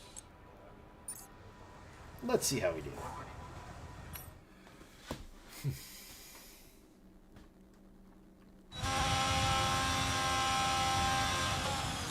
Oh, nice, Keith. Oh, good, a street circuit. I should surely do well here.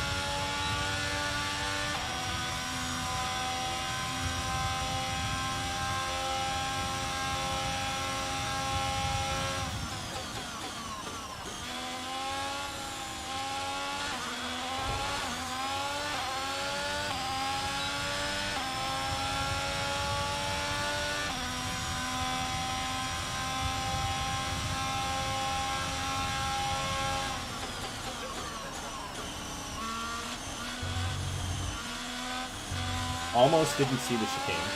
I don't know this track at all.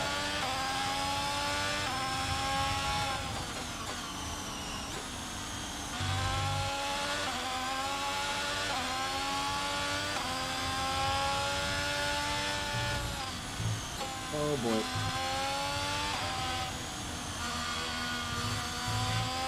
Jesus. Nothing that defines the runoffs from the actual track.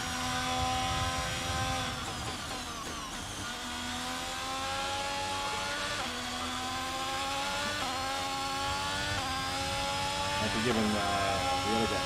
Why was my sense so high?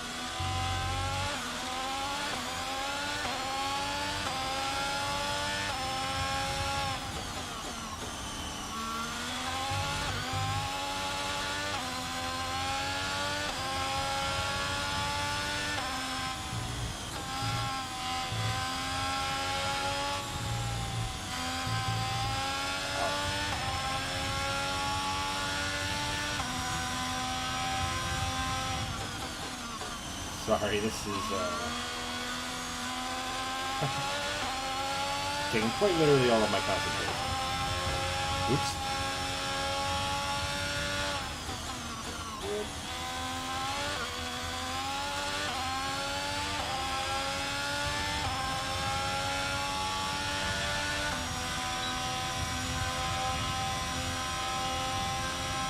Steering's really weird.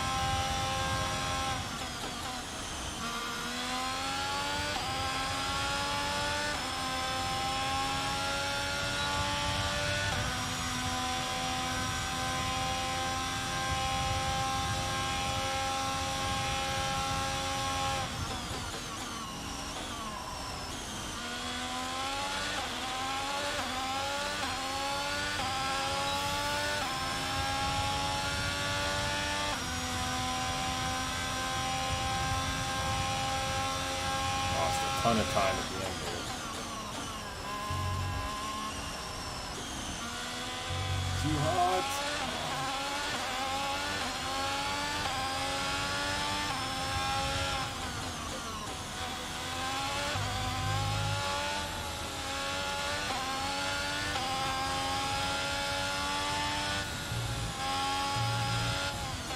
Oh boy.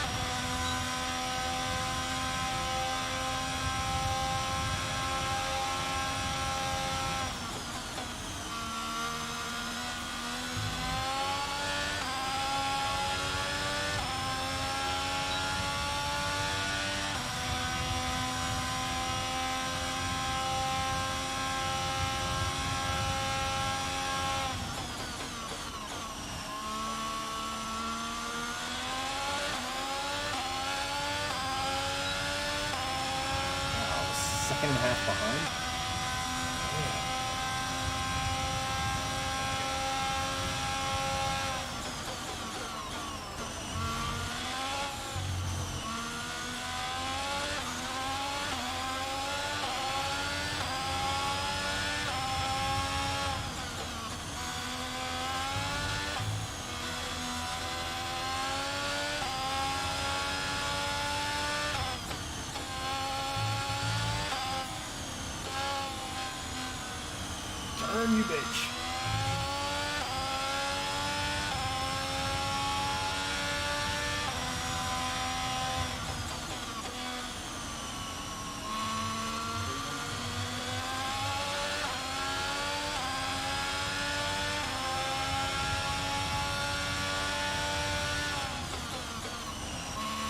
just get entry on.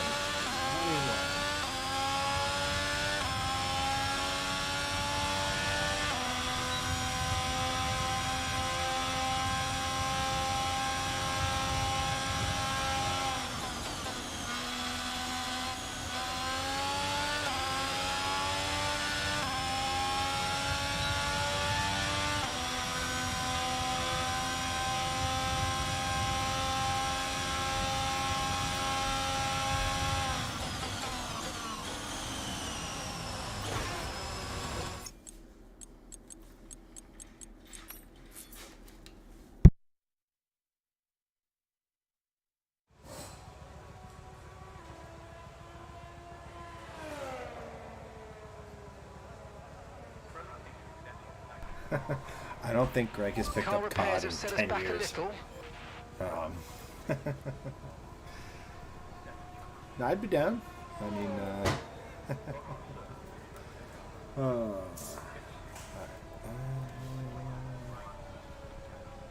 let's see if...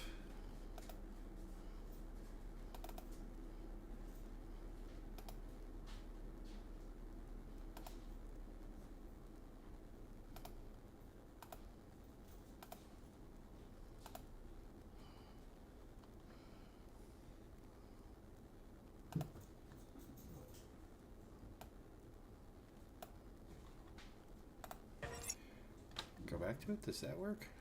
Oh, look at that. Alright. Let's go back.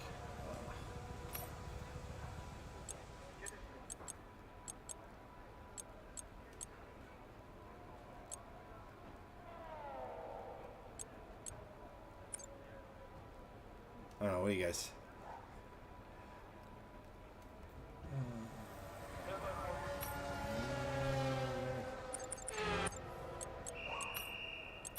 see what it's like on softs and then go from there.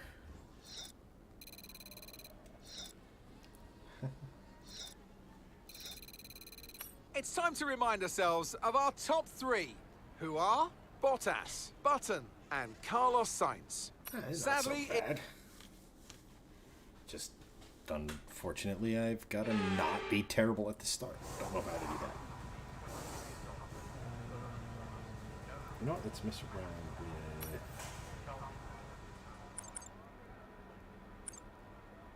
balanced. You know what? This actually was working, so let's do that.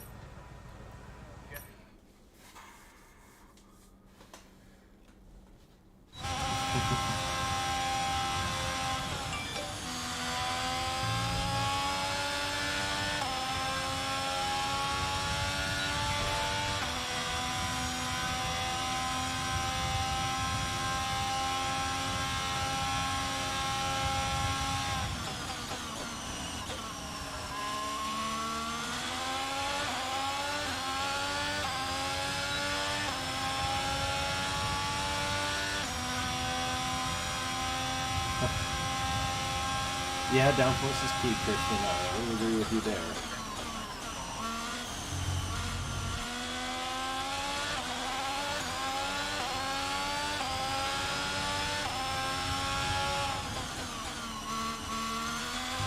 Also, not going from first to 14th at the start is also helpful.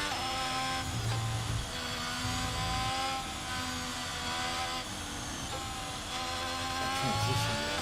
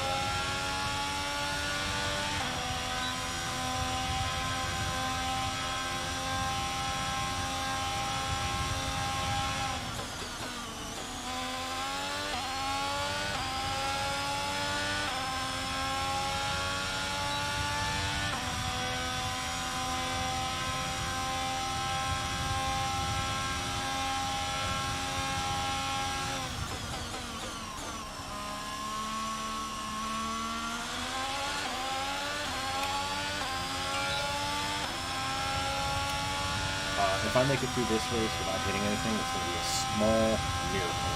Absolutely a miracle.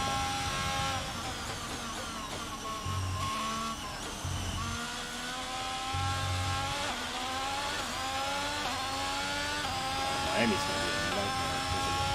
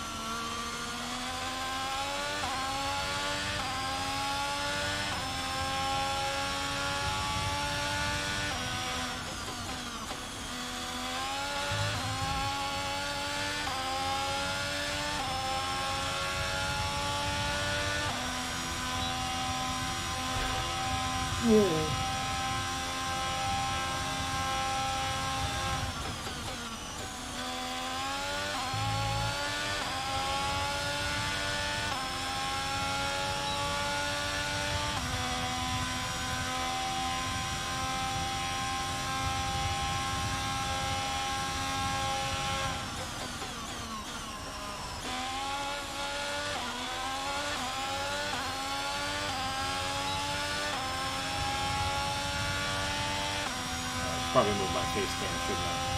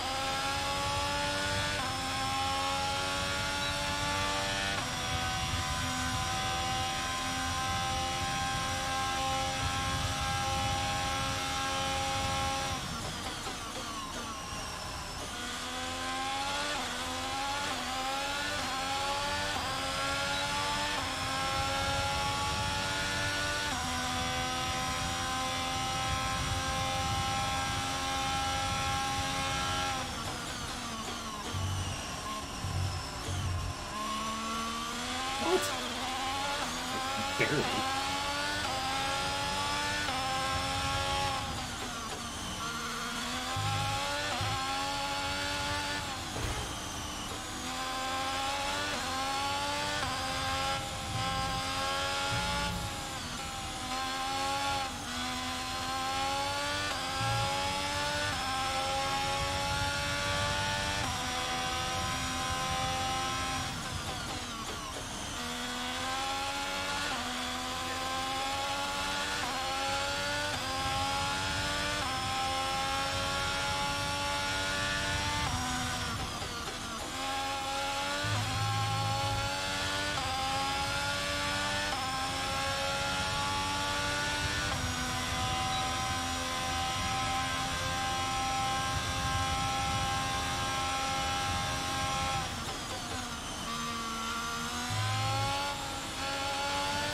Take liberties with that business.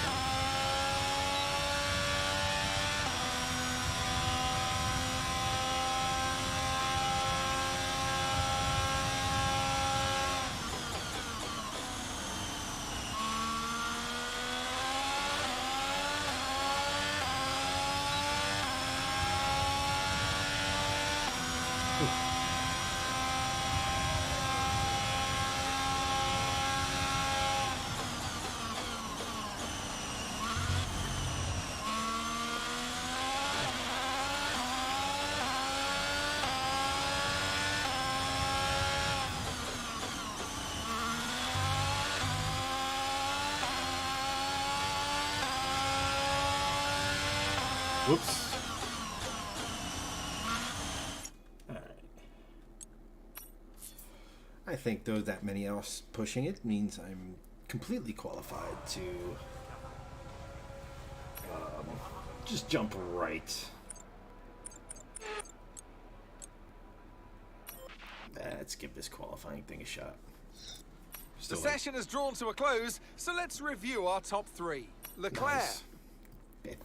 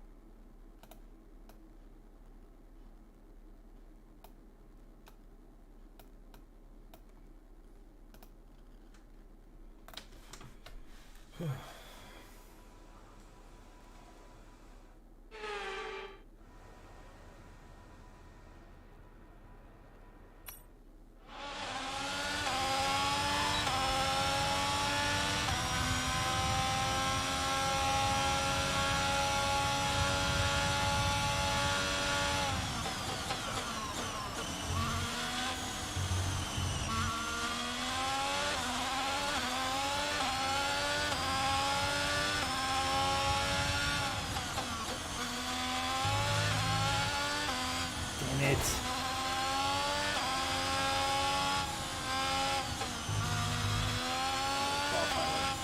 Last.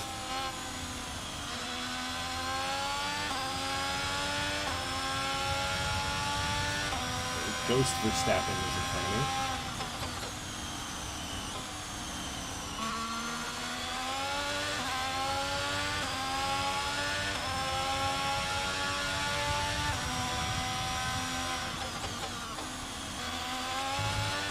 Oops.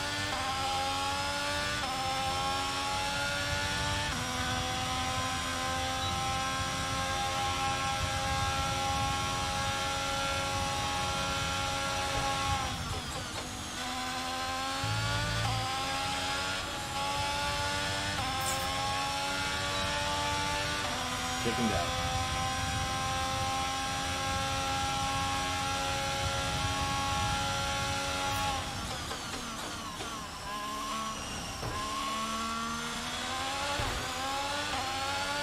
Lose the focus now, chat.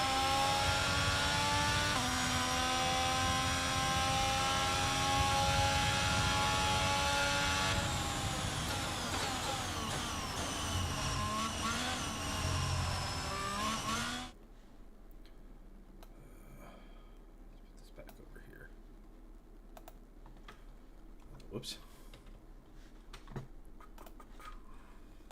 Alrighty. we're all ready for tomorrow's race, but Alright, before we eighth, begin, yeah, we're let's kicking have a quick ass. look at those who'll be fronting the grid. Verstappen, Button, and Charles Leclerc. Goodbye for now, then. Yada, yada, yada.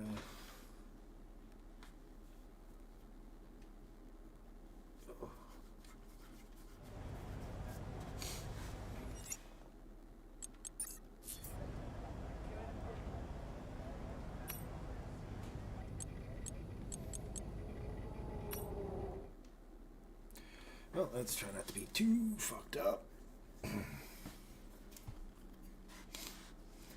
Thank you. Need those positive vibes. Appreciate it.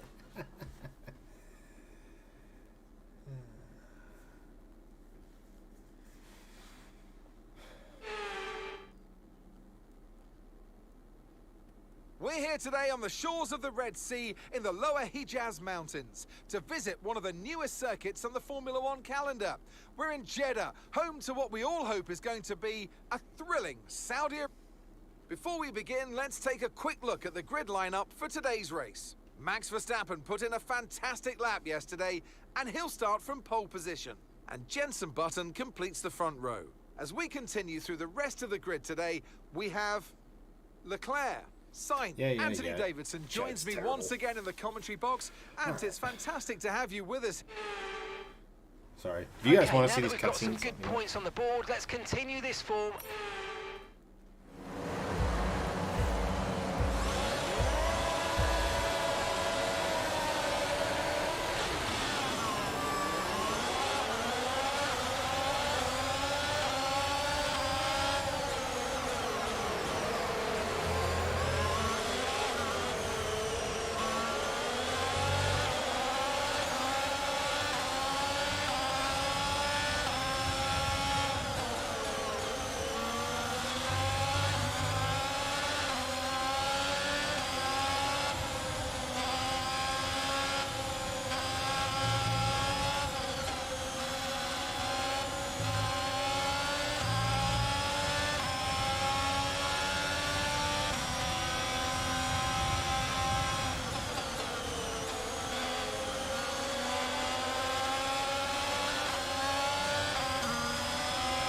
does it keep downshifting me?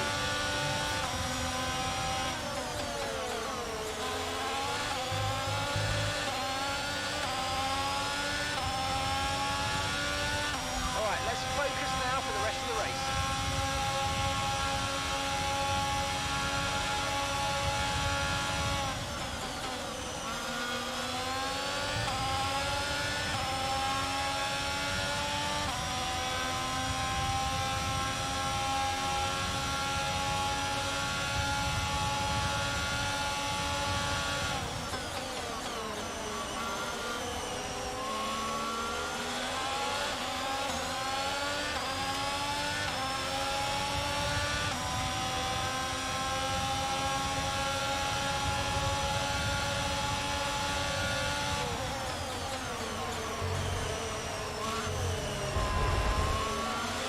Great manoeuvre, you made it look so easy.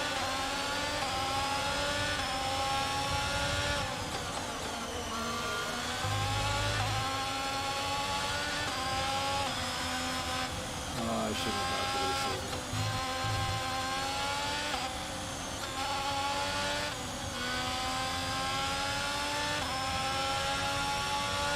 P4 though. P4.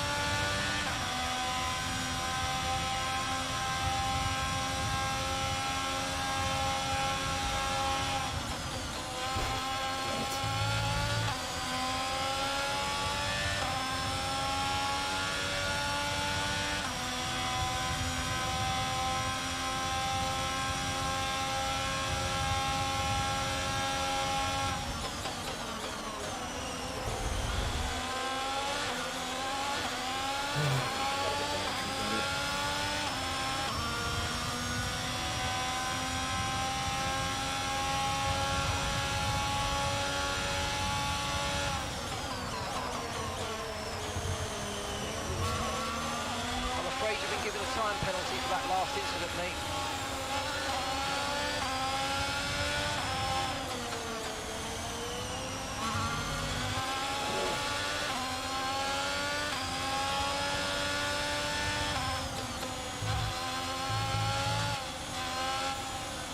It's lucky.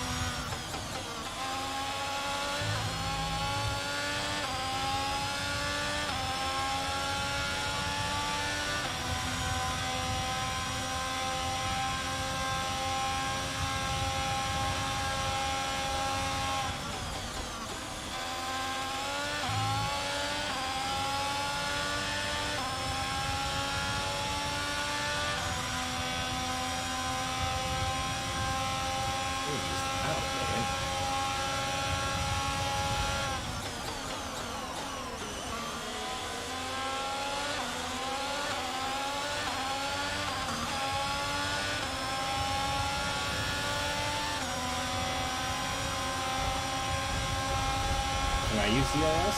That'd be great.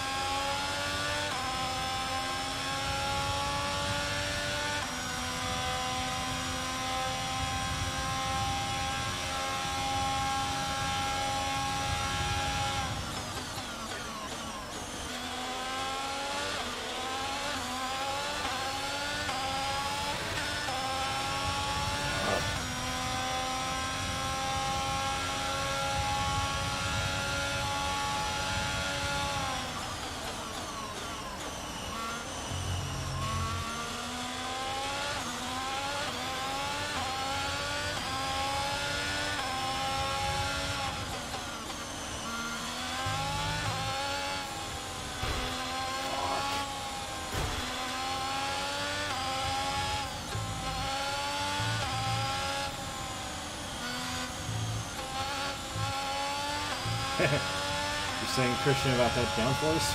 Bye-bye. Okay, the gap behind is 2.3 seconds.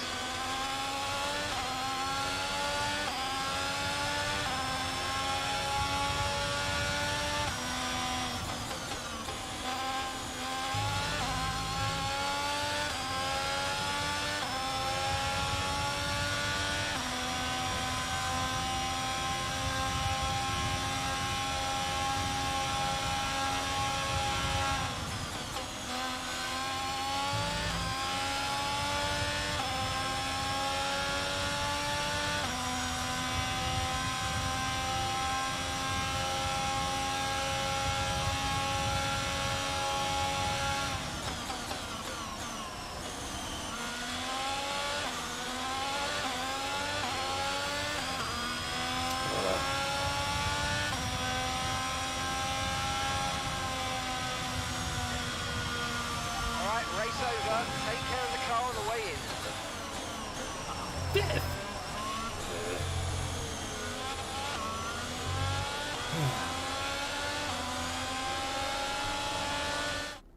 Victory for the team from Milton Keynes then, after a quality.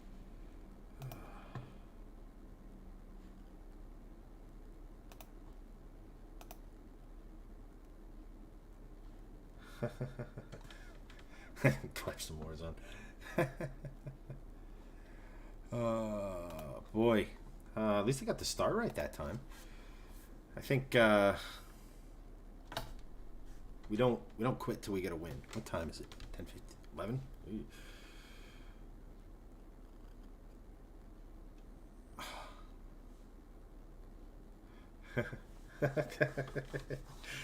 Thank you for the positive. Yeah, I guess I did that time. All right.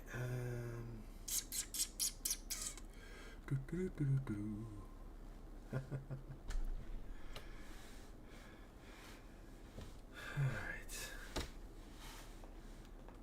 Activities. I don't want to do.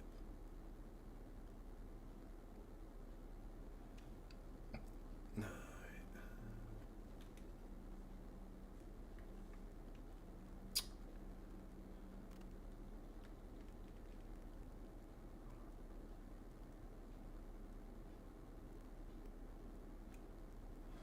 Alrighty.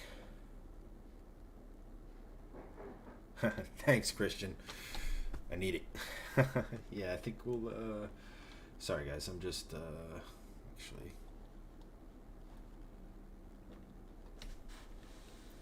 assists.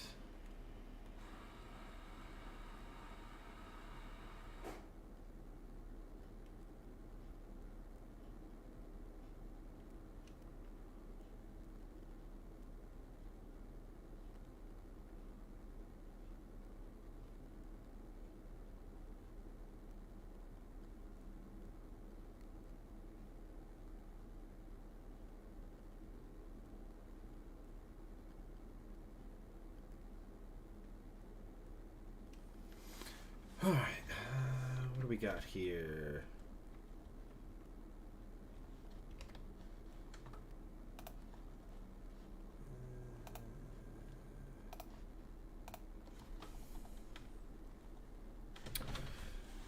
All right, Australia. I think I know this one. All right.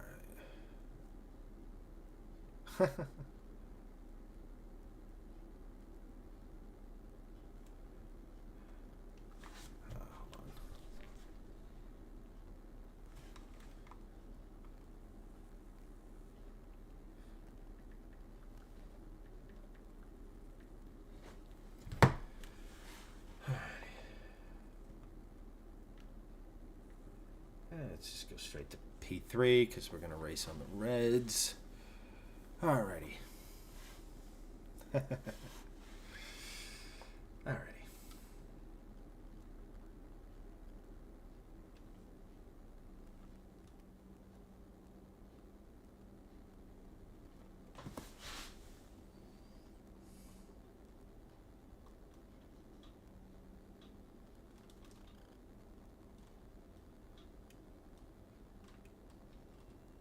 Cold tires.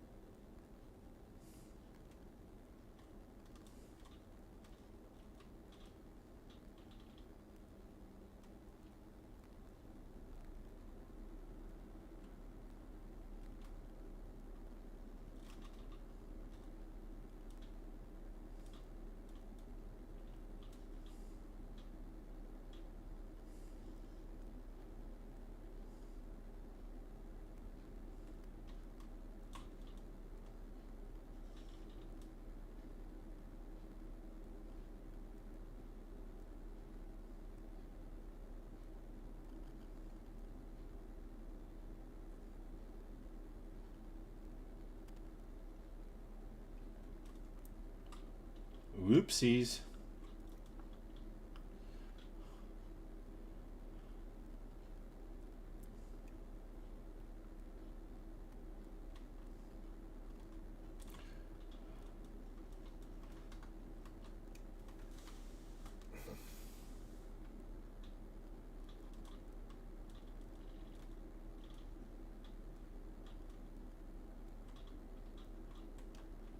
Okay. Try to be a good citizen there, and all right, let's follow the 7 times, shall we?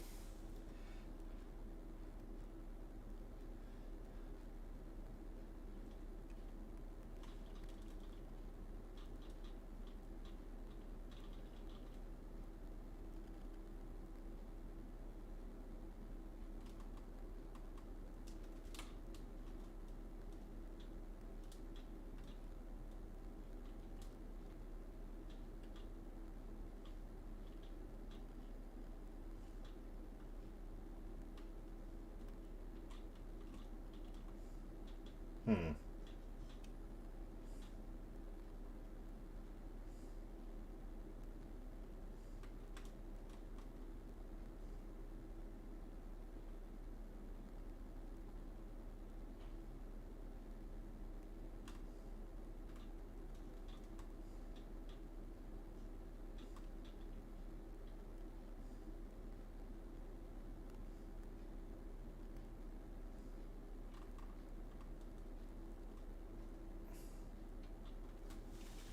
Screw it.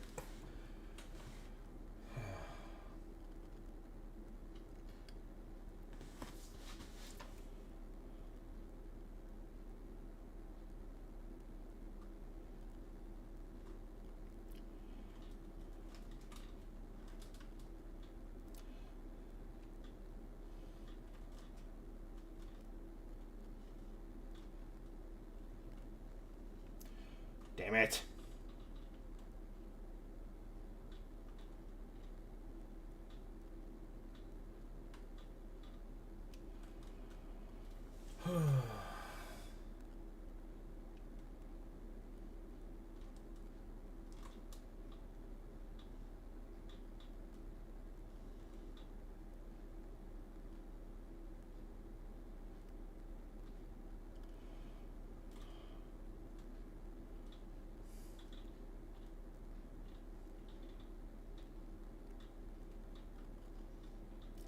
Probably push flat through there.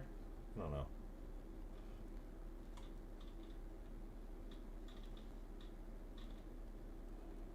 Don't need to brake as much there.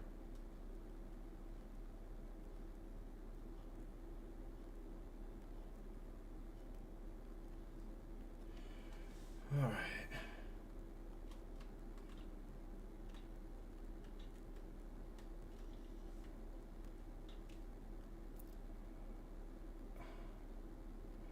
Take it easy, Keith. I don't know if you're still here, but thanks for tuning in, man. Thanks. Appreciate it.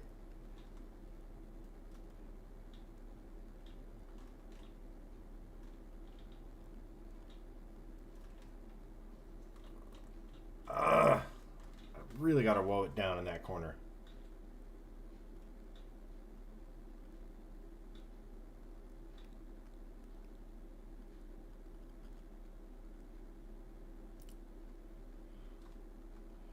What?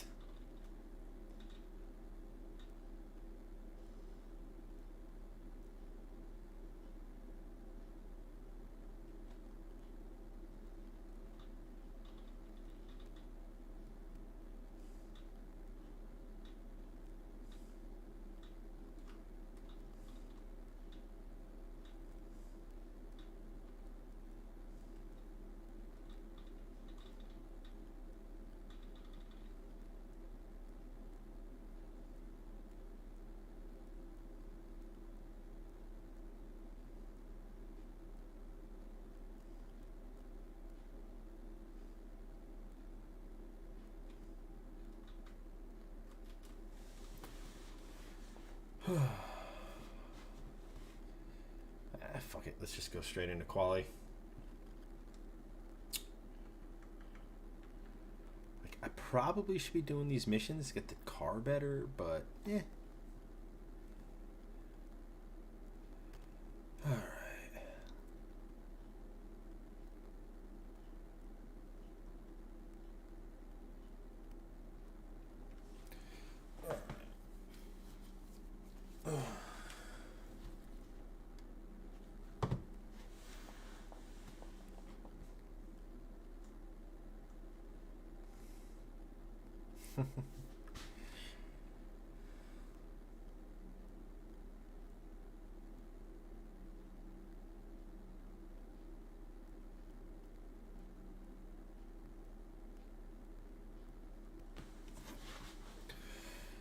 Go.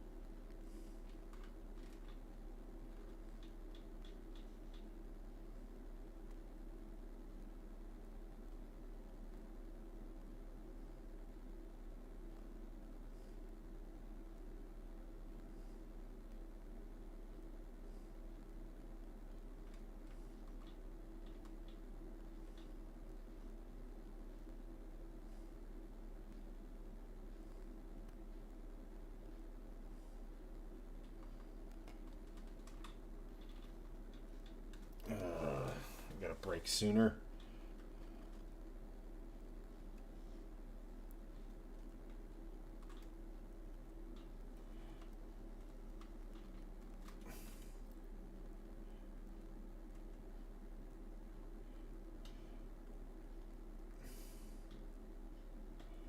Well, that was...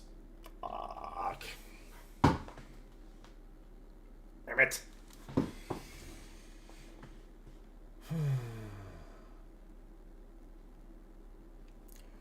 That ain't good.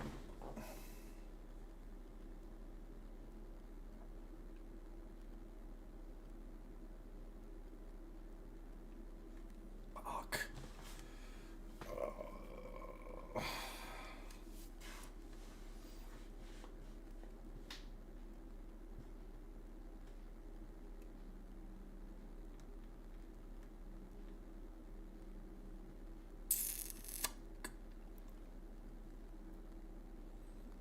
All right, guys. Well,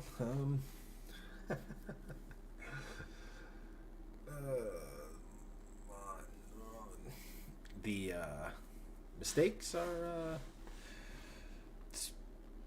oh shit.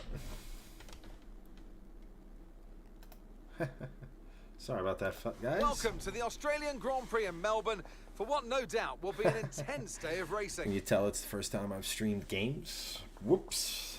All right. 21st. It's time to take a look at Natalie Pinkham joins me. No, we're not gonna. After the points finished last race, let's aim to keep that momentum going.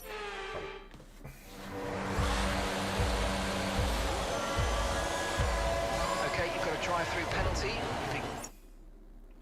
Fuck that.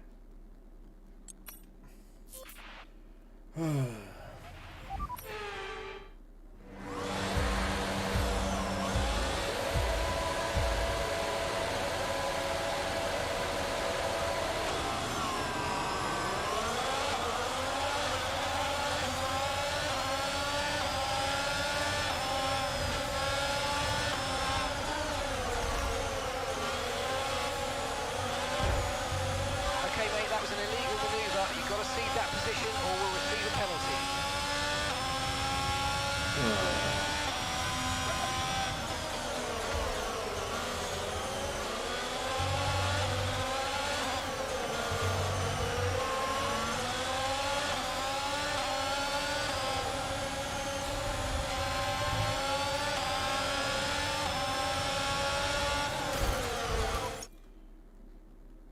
All right, let's one more. Give me one more.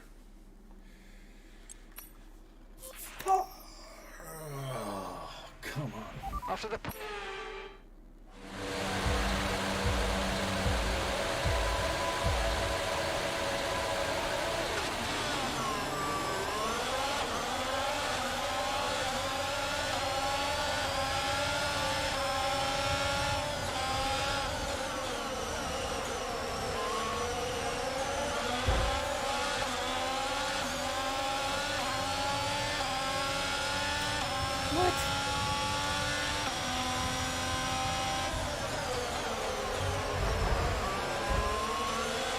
Yeah, we took some of these things.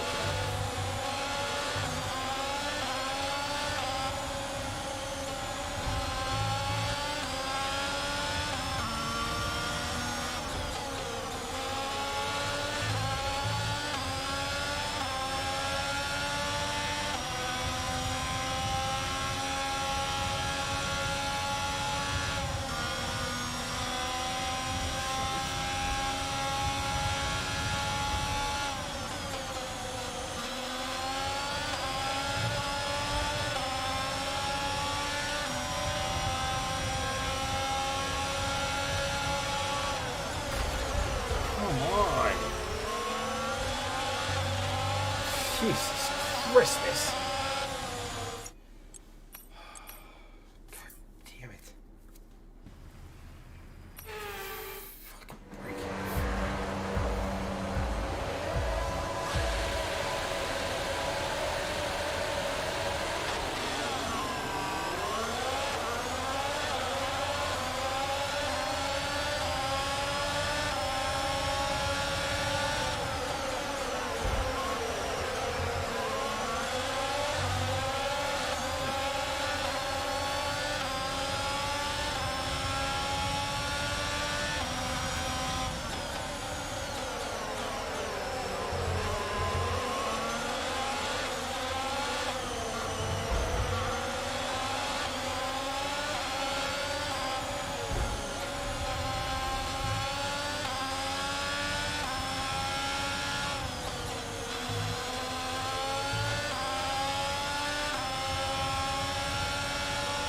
Okay, the start was fine. Let's try and move forward.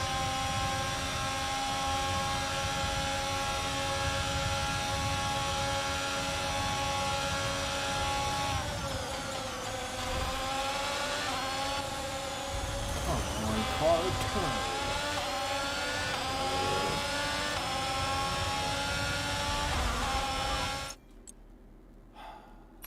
Alright. In my last attempt.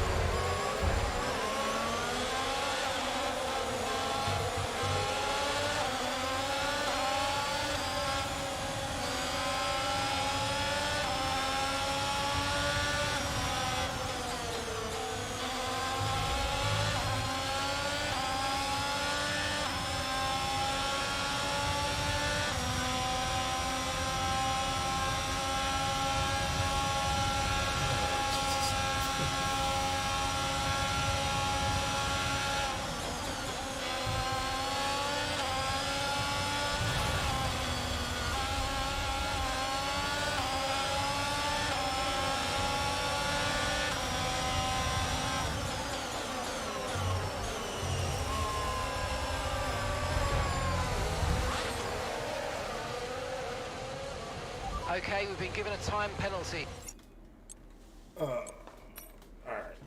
Last one. After the points finished last race, Up.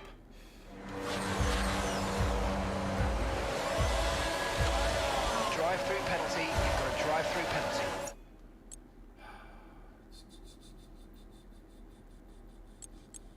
Okay, mate, I'm afraid that's race over.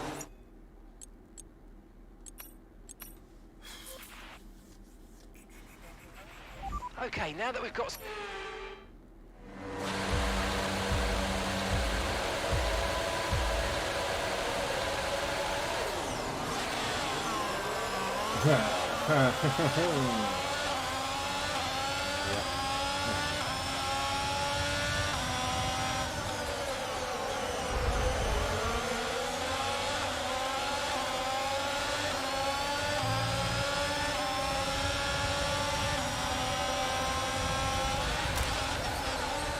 Are you all right? Engine off, engine off.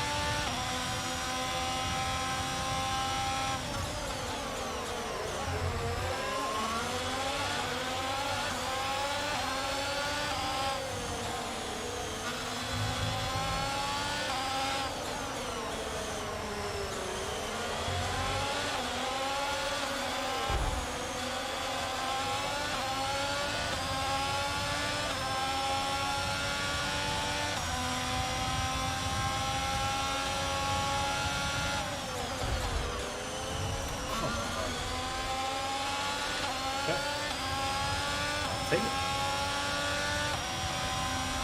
Pay Okay, attention. careful with the overtakes. That was a bit risky. We could have received a penalty.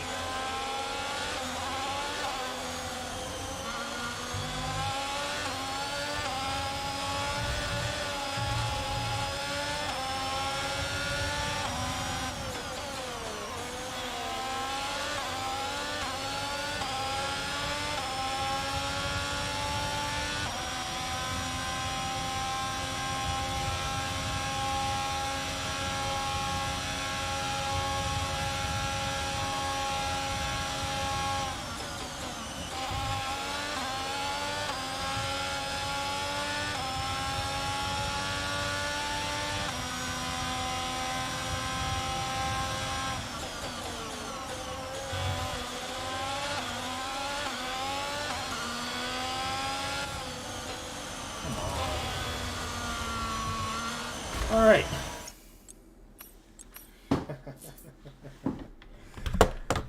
Yeah. About enough of that. All right, guys. Guess that's gaming. I'm gonna call it a night there. Thanks for watching, and